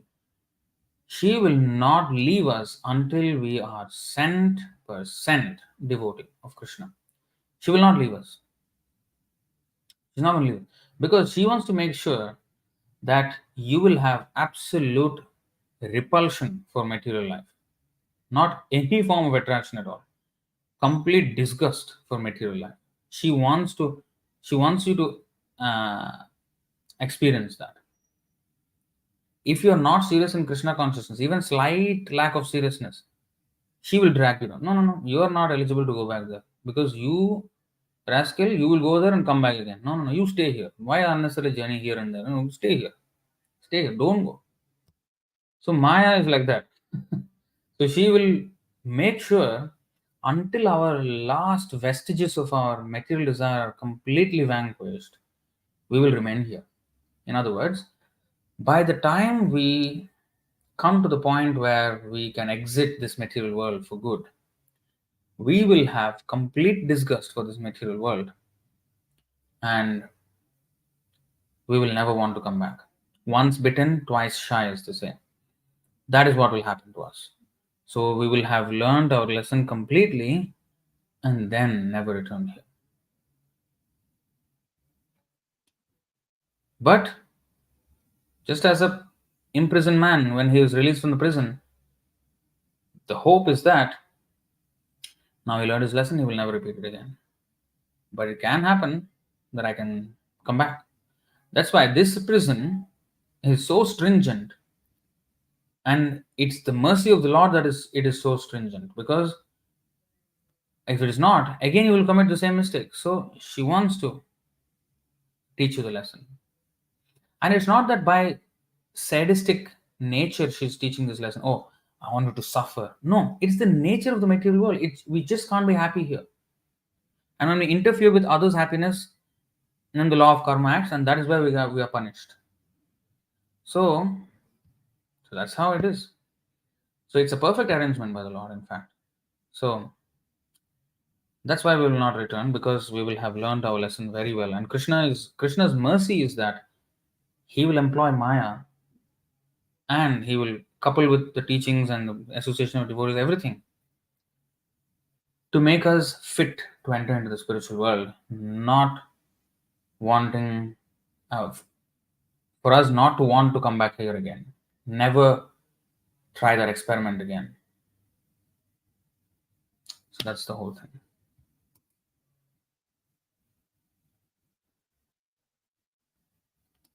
Somebody is asking, why is Jesus plus Muhammad eating meat different from Vivekananda and Ramakrishna? Well, Jesus did not eat meat. And even if he did, right? Well, he also stood on the cross. Why don't you imitate that? Why only you imitate his meat eating? Well, he's powerful enough to eat the whole universe. He's a Vaishnava. Why are you imitating him? You follow his instruction. That's what you should do. Don't not imitate him. Because great personalities like that, they do activities which are and a good example for the world. But when they do activities which are seemingly adharmic or non-religious or transgressions, such transgressions don't affect them, because they are so pure that they won't affect them. But as far as I know, Jesus did not eat meat. Some say he ate fish and all that. Well, interpretations, the New Testament, this and that.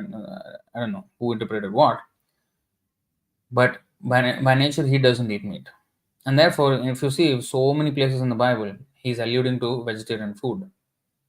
Those whose hands are covered with blood, I hear not their prayers. Why did you say that? Why did you say that? So there's so many places, that so many. In fact, we have a book called That's in the Bible, as a book where it's all about this. And Muhammad, well, he was preaching religion to the Mlechas. He was deputed to preach to the Mlechas and the Yavanas, absolute lowest of class of men. He was preaching to them. And therefore, the form of religion that he came up with is a very rudimentary form of religion, to be very honest. It's not as deep as our Vedic literature, our Krishna consciousness, if you see. The knowledge about God, the information about God, and the path to get there, the standard of purity, what is considered pure, and what is the description of liberation, what is the end goal, everything. There's nothing as deep as what we have. So what they have is a shallow version of it, a rudimentary version of it, necessary at that time to that people.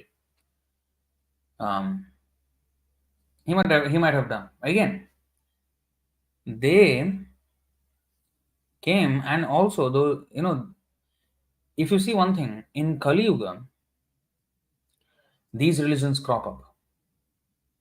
Every Kali Yuga, there is Muslim, even in the past Kali Yuga also. So these things come up only in Kali Yuga. Before that, only Sanatana Dharma. In fact, in the Satya Yuga, only Paramahamsas, only Hamsas, all Hamsas. There's not even Varnashram. Brahmana, Kshatriya, Vaishya, Sudra is also not there. 11, 17, 10. So,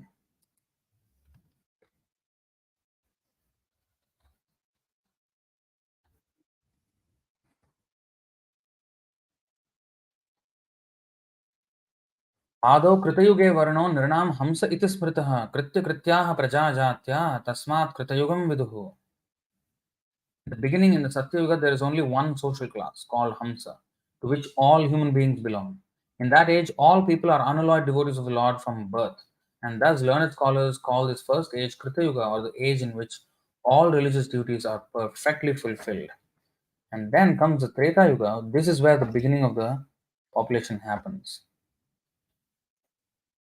Beginning of the division of population happens.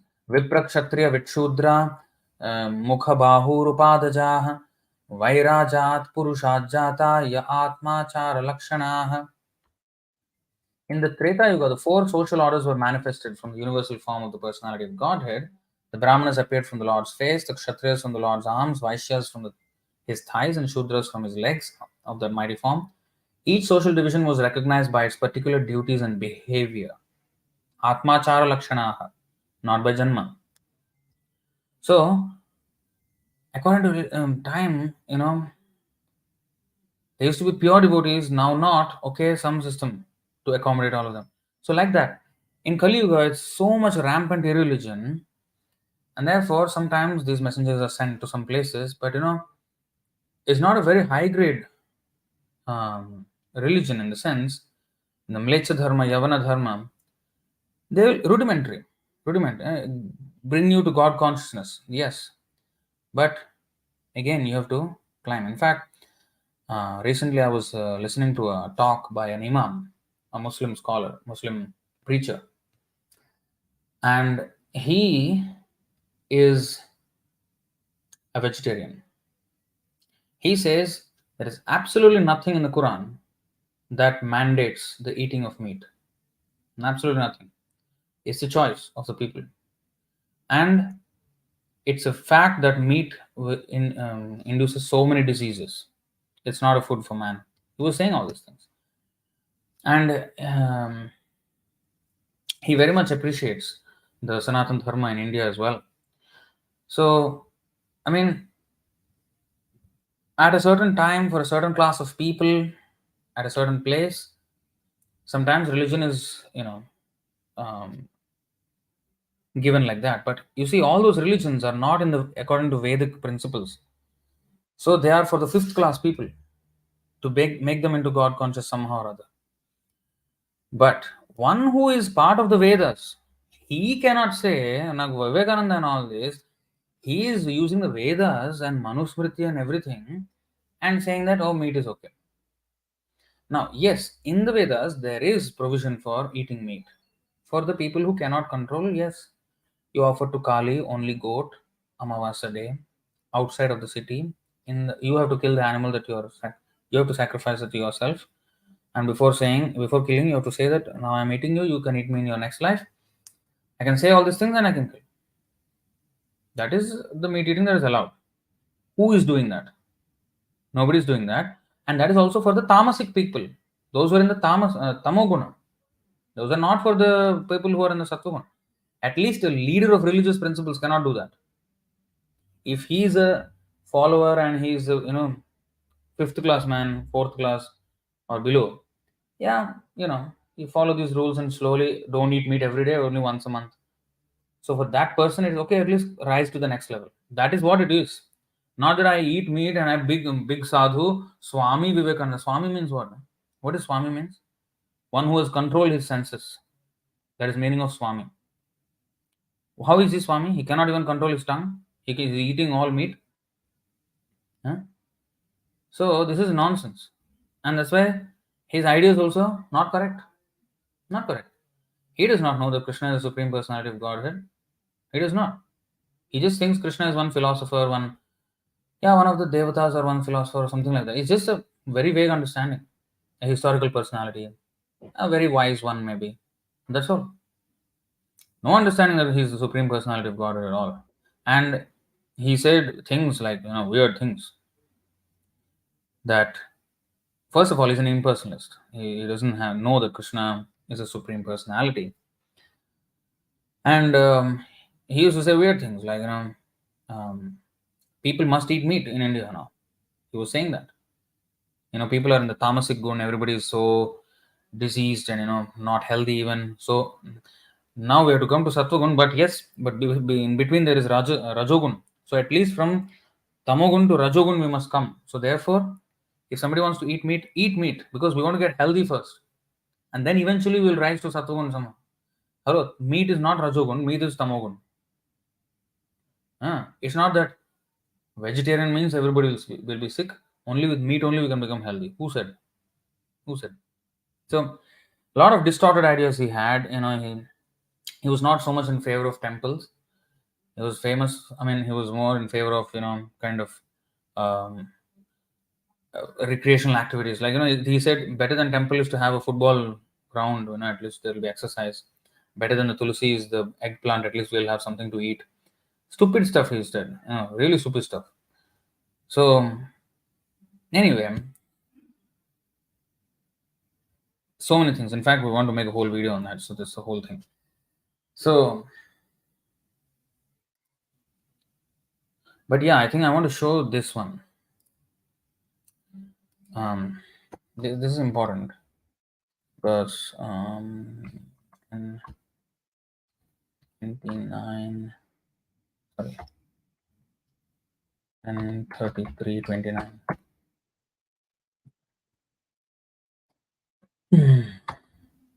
धर्म व्यतिक्रमो दृष्ट ईश्वराणां च साहसं त्यजीयसां न दोषाय वह्नेः सर्वभुजो यथा. Sukadeva Goswami said, the status of powerful controllers is not harmed. Okay, their status is not harmed by any apparently audacious transgression of morality we may see in them, for they are just like fire which devours everything fed into it and remains unpolluted. Okay. Next. नैनत् समाचरेत् जातु मनसापि ह्यनीश्वरः विनश्यत्याचरन् मौढ्यात् यथा रुद्रोब्धिजं विषम्. One who is not a great controller should never imitate the behavior of ruling personalities, even mentally. If out of foolishness an ordinary person does imitate such behavior, he will simply destroy himself, just as a person who is not Rudra would destroy himself if he tried to drink an ocean of poison. So-called Shiva followers who drink, who smoke ganja and all this nonsense. Shiva did not smoke ganja. He drank the ocean of poison. You try. ईश्वराणां वचः सत्यं तथैवाचरितं क्वचित् तेषां यत् स्ववचो युक्तं बुद्धिमां तत्समाचरेत्. The statements of the Lord's empowered servants are always true, and the acts they perform are exemplary when consistent with those statements. Therefore, one who is intelligent should carry out their instructions. Okay, don't imitate them. This is called anusharana, following the instruction. Anukaran means to imitate. Okay, now.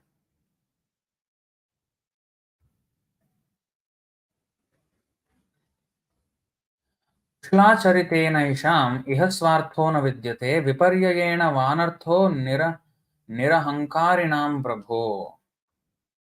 My dear Prabhu, when these great persons who are free from false ego act piously in this world, they have no selfish motives to fulfill, and even when they act in apparent contradiction to the laws of piety, they are not subject to sinful reactions. किमुताखिल सत्त्वानां तिर्यन्मर्त्य दिवौकसाम् ईशितुश्चेशितव्यानां कुशलान्वयः. How then could the Lord of all created beings, animals, men, and demigods, have any connection with the piety and impiety that affect his subject creatures? So in this way it goes on. But if you're a religious leader, then you have to be at least in Sattvagun, not even Sattvagun, you have to be beyond Sattvagun. So you cannot indulge in all these things. And you cannot encourage others to also eat meat and do all this stuff. This is crap. Yeah.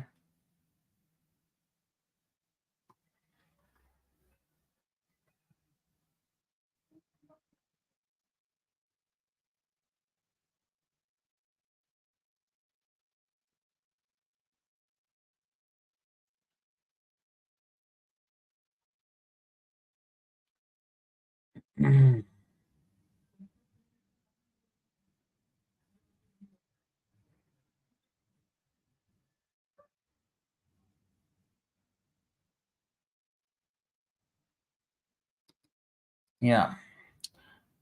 As I was saying, we rely on the Lord for so many things. We rely on the skin healing itself, otherwise, we would not be able to do operations on the body. True. So, we rely on the Lord actually. Because there are laws laid down by Him, we take those things for granted and build on the foundation of those things. our conceptions. So,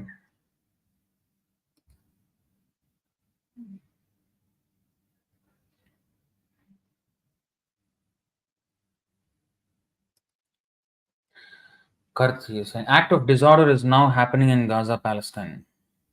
Yet they still continue to eat meat. Wholesale slaughter now going on. Hope they chant Hare Krishna now at least, or at least the name Allah. So, if you see Israel, Palestine, all these Abrahamic religions, unfortunately, although the commandments say thou shalt not kill, and even um, actually no religion encourages meat eating, but somehow or other they're all into meat eating and eating even cows. So all, I mean, Christians, the Muslims, the Jews, they all eat cows. And you see, it's such a destructive religion. I mean, it becomes destructive. I mean, the Lord does not like you killing the animals because they are His children. You can say whatever you want. Oh, you're talking about against my religion. No, I'm not. I'm talking for your religion. I'm talking against you, maybe, because you are against your own religion. You're not following your religion properly. If you really understand the motive of the Lord, then you will understand that actually we are not supposed to kill.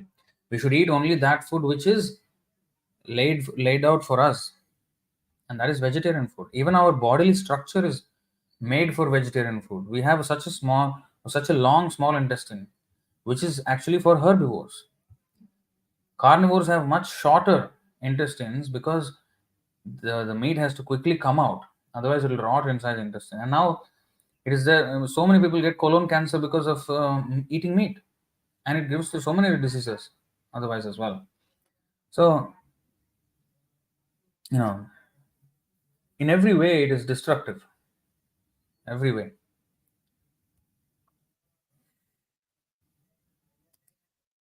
And that's why you see war is happening every time. The whole place is always war. Mhm. Now, before reading, so another question. Before reading topics of Krishna, one must know N-O or K-N-O-W. One must know the absolute nature of God and His qualities, right? So, should we distribute Krishna book to a first timer or only after a few Prabhupada books? No, no, no. It doesn't matter because when they read these things, it has even the Ras Leela in fact inside. But why are we giving? Why are we selling it to even first timers? Because the reader will be protected by Prabhupada's explanations. Because when a pure devotee explains, it will instill devotion. I was just talking to a quite a seasoned devotee here in this our Singapore. So we were just discussing his how he started his Krishna consciousness. The first book he bought was a Krishna book, and he started reading the Krishna book. And that was also one of my first books as well. I read the Bhagavad-gītā first, then after that Krishna book. I mean, a couple of other books and then Krishna book. So anyway, uh, so the main point is they are explained by Prabhupada. So they will be protected by Prabhupada, and they will not have this. They will be made into devotees. So we don't have to worry about whether to distribute that book later on or nothing like that. We can just distribute anytime.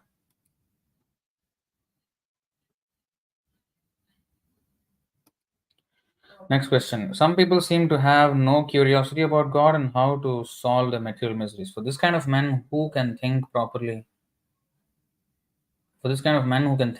should we just neglect?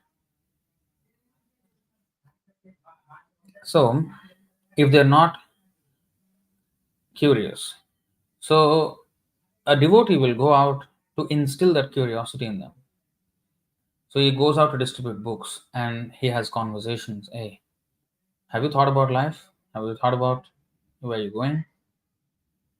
What happens to life, who you are? I mean, so a devotee tries to induce that questioning in him. He primes that inquisitive nature. He primes the curiosity in that person. And hopefully, if he does become a little bit curious, then he might take a book and start a spiritual life. So we should not just neglect.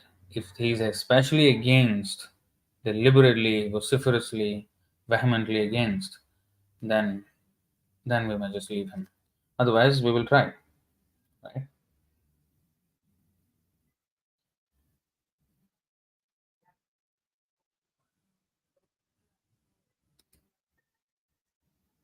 Um,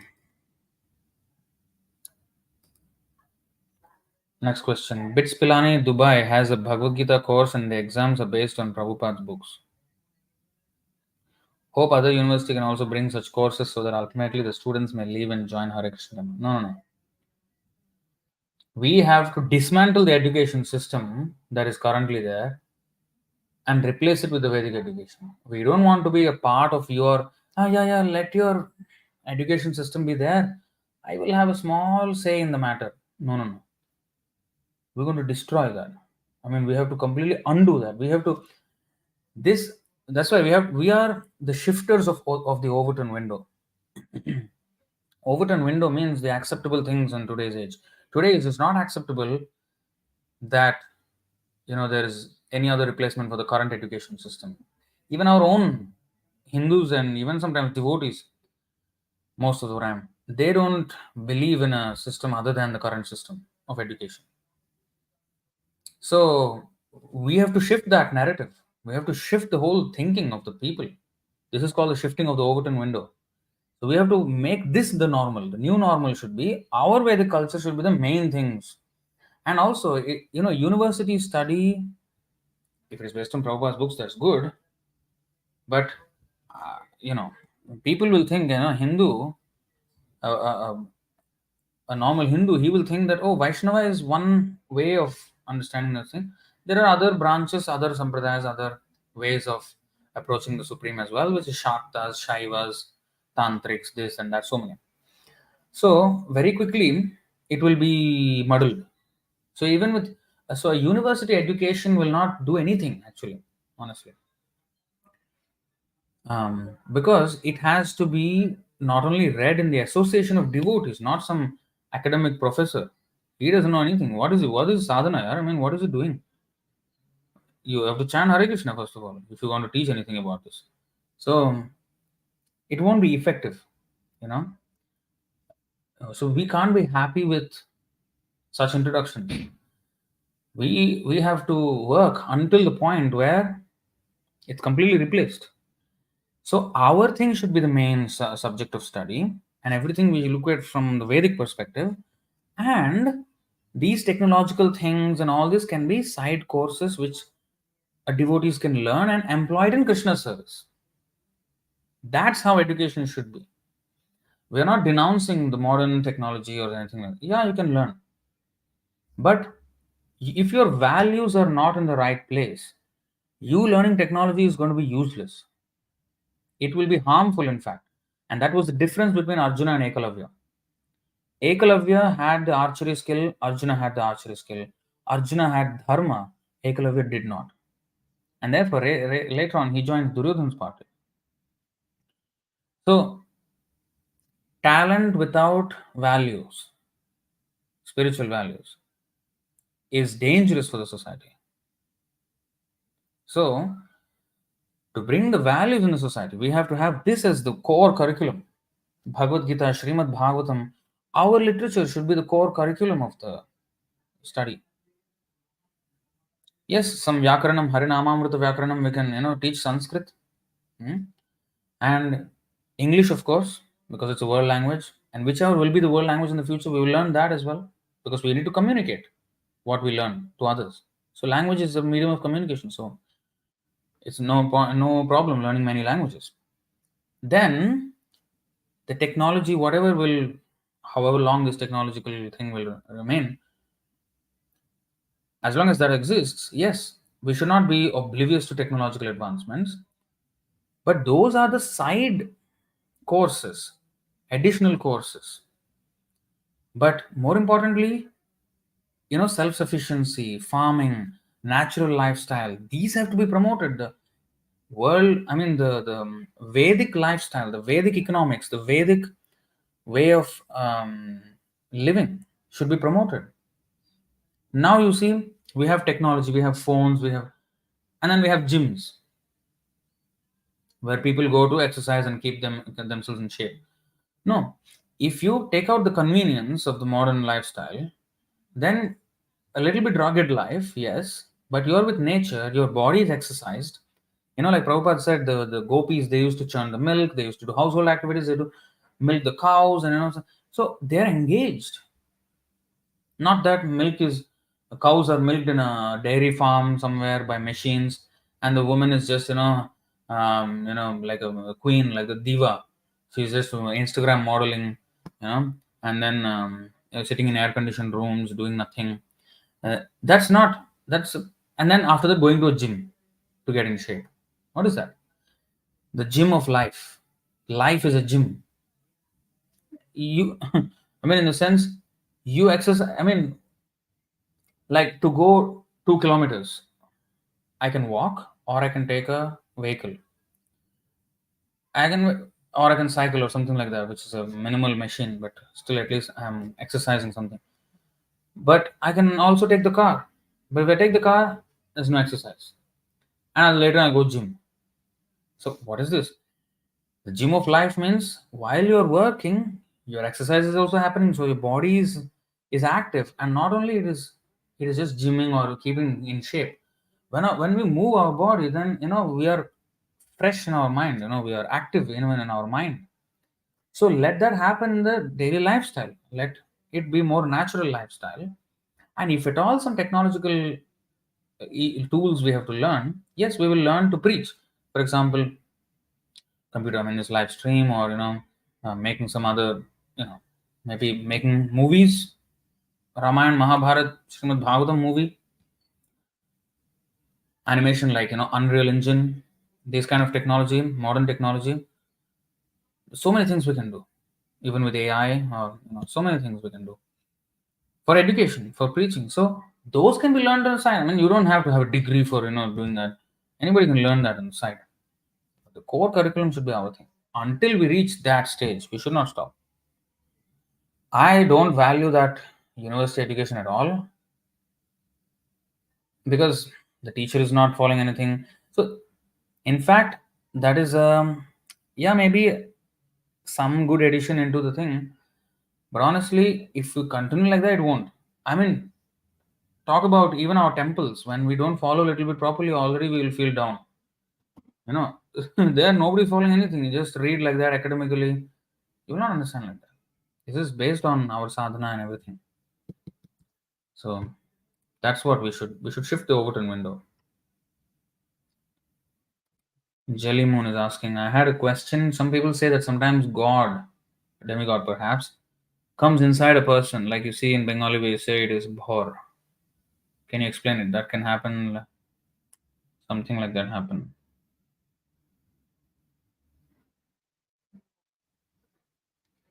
In some festivals or times, some person feels some sort of power inside and speaks different things, and it is said that some sort of demigod of power has entered that person. Well, these are more tantric activities.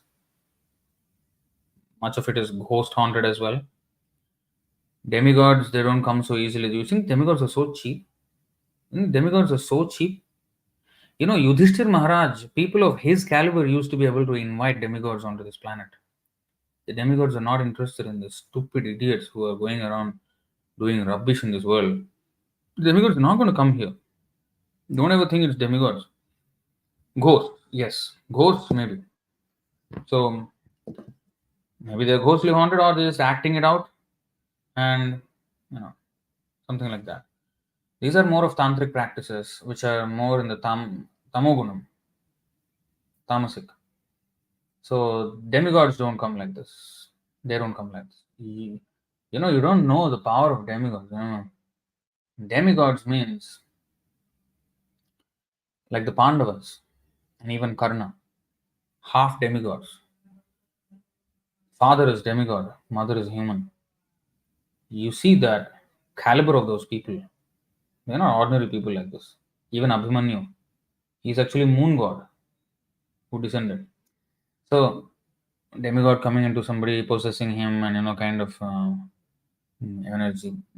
Mostly it's ghosts.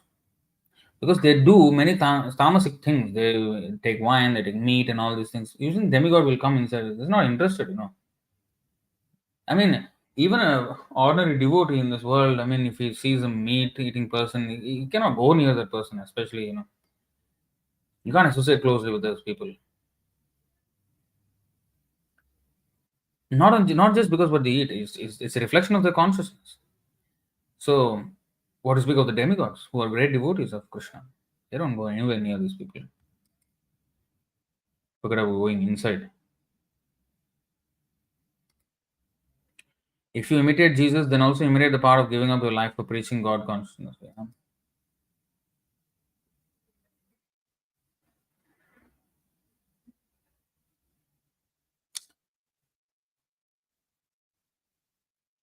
Shravana Mangalam. Yeah.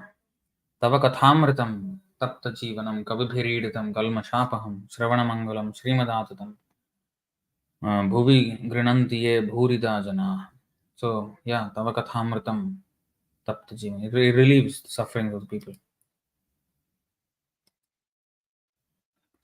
Murali Watkins. Srimad Bhagavatam 5th Canto is a geocentric science. Dhruvaloka aka.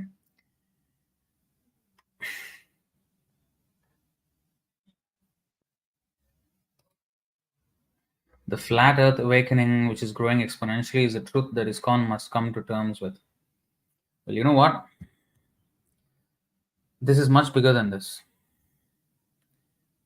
The flat earth awakening, which people are talking about right now, the conception of the flat earth that they have in the West is nowhere close to the flat earth that is described in the Srimad Bhagavatam. And very soon, in the podcast that I'm attempting to start, there will be an episode on Vedic cosmology. Of course, I will not go into every detail of Vedic cosmology, but I will present the essence of it. You will see that it is way more intricate than just one or the other. Okay. Again, so she's saying we do not live on the exterior of a spinning ball shooting through the vacuum of space. Okay. Okay, so Murali Watkins is again saying the earth is stationary. Okay, so I have a lot of things to say on this. So I'll come up in that video, on that podcast on my channel. I'll be talking about this. You know what? I'll give you two things. In Puranas, the cosmology, the earth's shape is flat. And it's not the flat earth that the modern flat earthers are talking about. Oh, just this flat earth. Complete Bhumandal, which is vast, unimaginable proportion to our so-called earth that we know. And this earth is just one small fragment of one of the 7 huge, massive dvipas. And the center dvip, which is called Jambu Dvip. And in that there are 9 varshas. And in that, Bharatvarsha is one small part of it. Now, having said that, there is another part. This is the Puranas. Whereas the Siddhantic, Surya Siddhanta, which Bhakti Siddhanta Saraswati Thakur studied, and he gave a commentary on it as well. And I have read the exact verse where it says that during eclipse, the moon's shadow falls on the earth in the case of solar eclipse, and the earth's shadow falls on the moon in the case of lunar eclipse, which means that the moon is between the earth and the sun. Whereas in the Puranas, it is said that the moon is above the sun. How is this possible? So how, and earth is described as a globe in the Surya Siddhanta, whereas in the Purana it is flat. The truth is, it is both globe and flat. And this is very difficult to understand. They're very difficult to accept. Because what we are shown, the version of the universe that we are shown on this planet, is not the version of the universe that the devatas see. It's a completely different projection of the actual situation. We are seeing a projection of the actual thing. And therefore, to us, the universe appears cold, lifeless, meaningless. Every planet we look into, the scientists, they can't find any life. But we say in our scriptures, every planet is full of life. Recently, the Indian Chandrayaan mission, they went to the moon and they said, there's nothing here. There's no air to breathe even. Where we have information in our Vedas, there is somarasa, which is the beverage of the heavenly planets. Unlimited strength you will get with that, and then there are demigods there, civilization far advanced than the earth. Where are those people? So we are not seeing any of that because we are seeing a version of a slice of experience which does not allow us to perceive the higher nature of existence. And I want to expand on more about this. And if you see Bhaktisiddhanta Saraswati Thakur, he accepted both the Purana, Bhagavatam, and the Surya Siddhanta, which both say different things. One is flat, one is round, and round only the small earth, and one is like huge flat earth, which is massive in proportions. So, how is that happening? What is happening? And also, there is a peculiar, very enigmatic commentary by Sridhar Swami on Vishnu Puran. And one of the verses, he says, just like, there is relativity of time, like Brahmaloka and earth, or the moon and earth and all that. He says, one day on the Bhumandala plane is 2 days on earth, on the earth that we experience. If our earth is part of the Bhumandal plane, the 1 day should be 1 day. But why is it 1 day and 2 days here? That means we are experiencing a lower level version of the Bhumandal. And we don't have access. See, if we are the earth, the flat, and the Puranas, Srimad Bhagavatam, 5th canto, explains that Meru mountain, which is standing majestically in the center of the Bhumandala, that should be visible to us. Where is it? We can't see it. It's in the subtle regions, which the perception of which is not allowed for us. And therefore, the version of the moon, the version of the sun we see, we can't fathom that there can be life on it. So we are shown a projection of the moon and the sun, which doesn't hold much meaning to us. For example, I'll give you an example. I mean, this is what I actually want to say in that podcast episode, and maybe I'll keep it for that. But I'll give you a small example. You see, you take a chip, okay, like in your computer, there's this motherboard, a green color flat disk. Now you look at that, there will be some capacitors, some whatever, all these soldered together in that motherboard. You give it to a child or a dog or an animal or something, what is this? Not interested. But if you have the necessary hardware, if you have the computer, everything, the screen and everything, and if I say, without the hardware, if I say to you, and you are coming from some 17th century or something, you see this thing, you don't know what it is. And if I tell you, you know what, there are a lot of, if there are movies, they don't even know 17th century.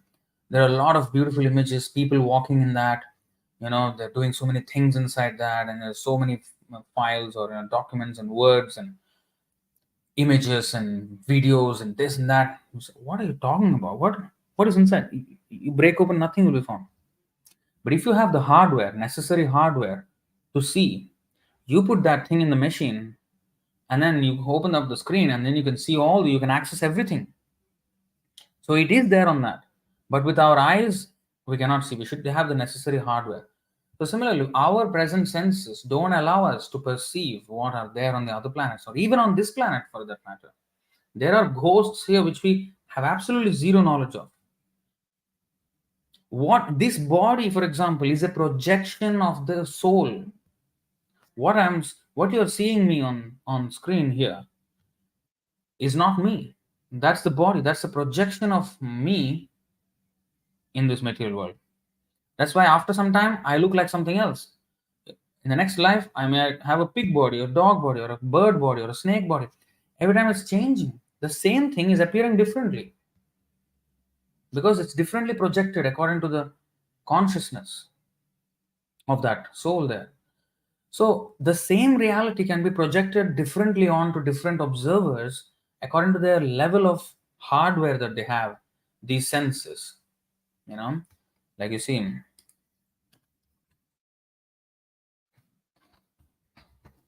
And this is the reality that nobody is talking about. Nobody knows that there are these different versions of the truth. And this is what I want to explore in that podcast episode, which I'm going to come up with soon. I'm no more going to do those edits. As I said, I was doing a video on abortion and all that. It's taking forever. So I want to just do live streams, say everything, and then make videos from that. So this is also going to be like that. So anyway, you see this 15:9 Bhagavad-gītā. Shrotram chakshuh sparshanam cha rasanam ghranameva cha adhishthaya manaschayam vishayan upasevate. The living entity, thus taking another gross body, obtains a certain type of ear, eye, tongue, nose, and sense of touch which are grouped about the mind. He thus enjoys a particular set of sense objects. What does this mean? We are given this we are given a particular hardware. In each, even animal. So they don't have the hardware to understand these topics about Kṛṣṇa. They don't have it. We have. We have access to this knowledge of the Vedas and everything. We can understand these things. We have higher intelligence. Not only hardware, even the subtle hardware, that the level of intelligence that is given to us is not there for the animals. So he thus enjoys a particular set of sense objects. That means he is given only a slice of the full layers. If it's like a burger, so many layers of experience. We are only having one slice of that experience of total reality. And nobody, let me show you this verse. Nobody, not even the demigods, know the full nature of the universe. You see this. 5:16.4 of Srimad Bhagavatam. My dear king, there is no limit to the expansion of the Supreme Personality of Godhead's material energy. He's not even talking about spiritual energy. There's no limit to the expansion of the Supreme Personality of Godhead's material energy. This material world is a transformation of the material qualities, sattvagun, rajagun, tamogun. Yet, no one could possibly explain it perfectly, even in a lifetime as long as that of Brahma. That means we can never really understand how this material world is even situated. What we see, what the devotees see, you see, we know these 14 planetary systems, right? 14 planetary systems that we see in the Vedic literature. You look at the universe, you look at the sky, does it look like any layers of planetary systems? It does not. So the vision that we have does not correspond to that vision. Everything looks random to us. Now in the Puranas, it is mentioned the moon is above the sun. Here, the Surya Siddhanta is mentioned moon is nearer than the sun. How is this? What is going on? Well, another example can give us an idea how this can be possible. Something can be near and far at the same time? Yes.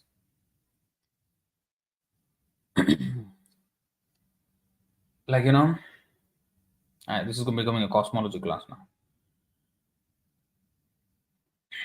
You know what? I'll save it for that day, because this is entirely on work. It takes time.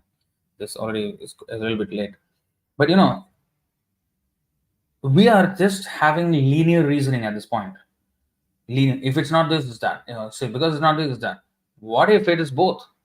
According to your perception, Kṛṣṇa shows one version to you and another version to another person. What about that? You have ruled out that possibility, right? If you include that, then you will start to see things very differently. Very differently. And okay, let's see this. No one in the material world is perfect, and an imperfect person could not describe this material universe accurately, even after continued speculation. O king, I shall nevertheless try to explain to you the principal regions, such as Bhugoloka, with their names, forms, measurements, and various symptoms. So you see, nobody can actually really describe this entire thing perfectly. But we can know it to an extent to which we can extend our intelligence. how much the Lord allows us to know.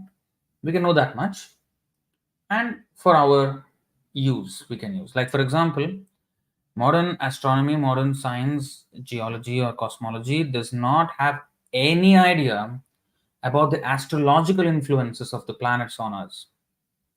They are talking about gravity, which is based on proximity. But what about astrological? You see, gravity means when somebody pulls something, pulls to some another thing, right, towards itself.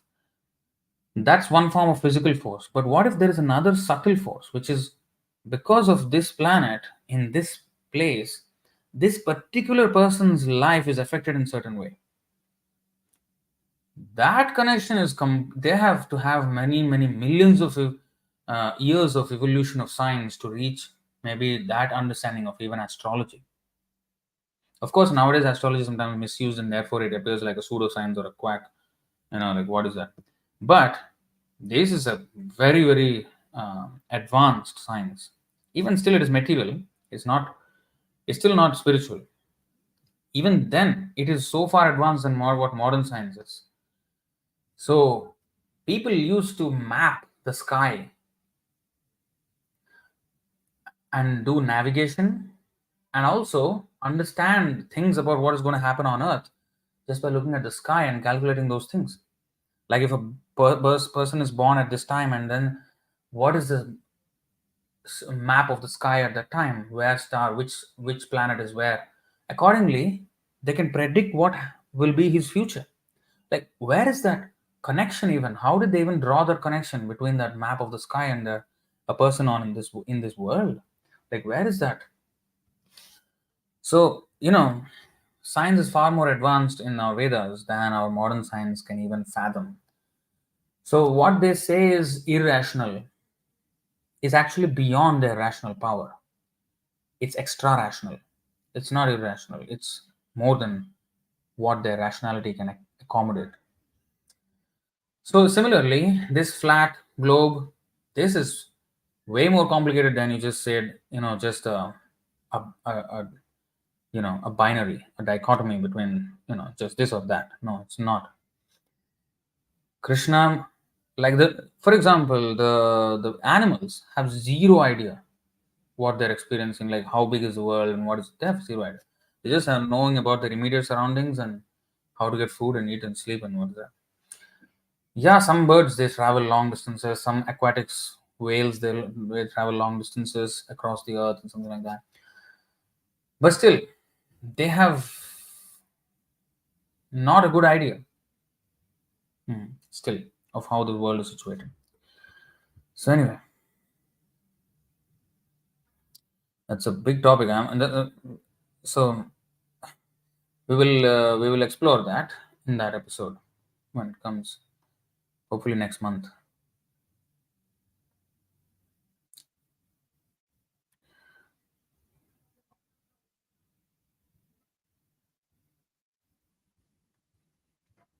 Okay, beyond the 360 degrees Antarctica ice ring lies concentric rings of lands and oceans. Well, Surya Siddhanta doesn't say that, and if it is so, where is that Meru mountain that is described in the fifth canto? And also, what is described in the fifth canto is that the Himalayas are 80,000 miles high. Mount Everest is 5.5 miles high, 8.8 kilometers. What happened to the 79,995 miles? Subtle geography. This is so. There are many things to be explained in this whole thing. It's not as binary and this and that. And it's more. There's way more to that.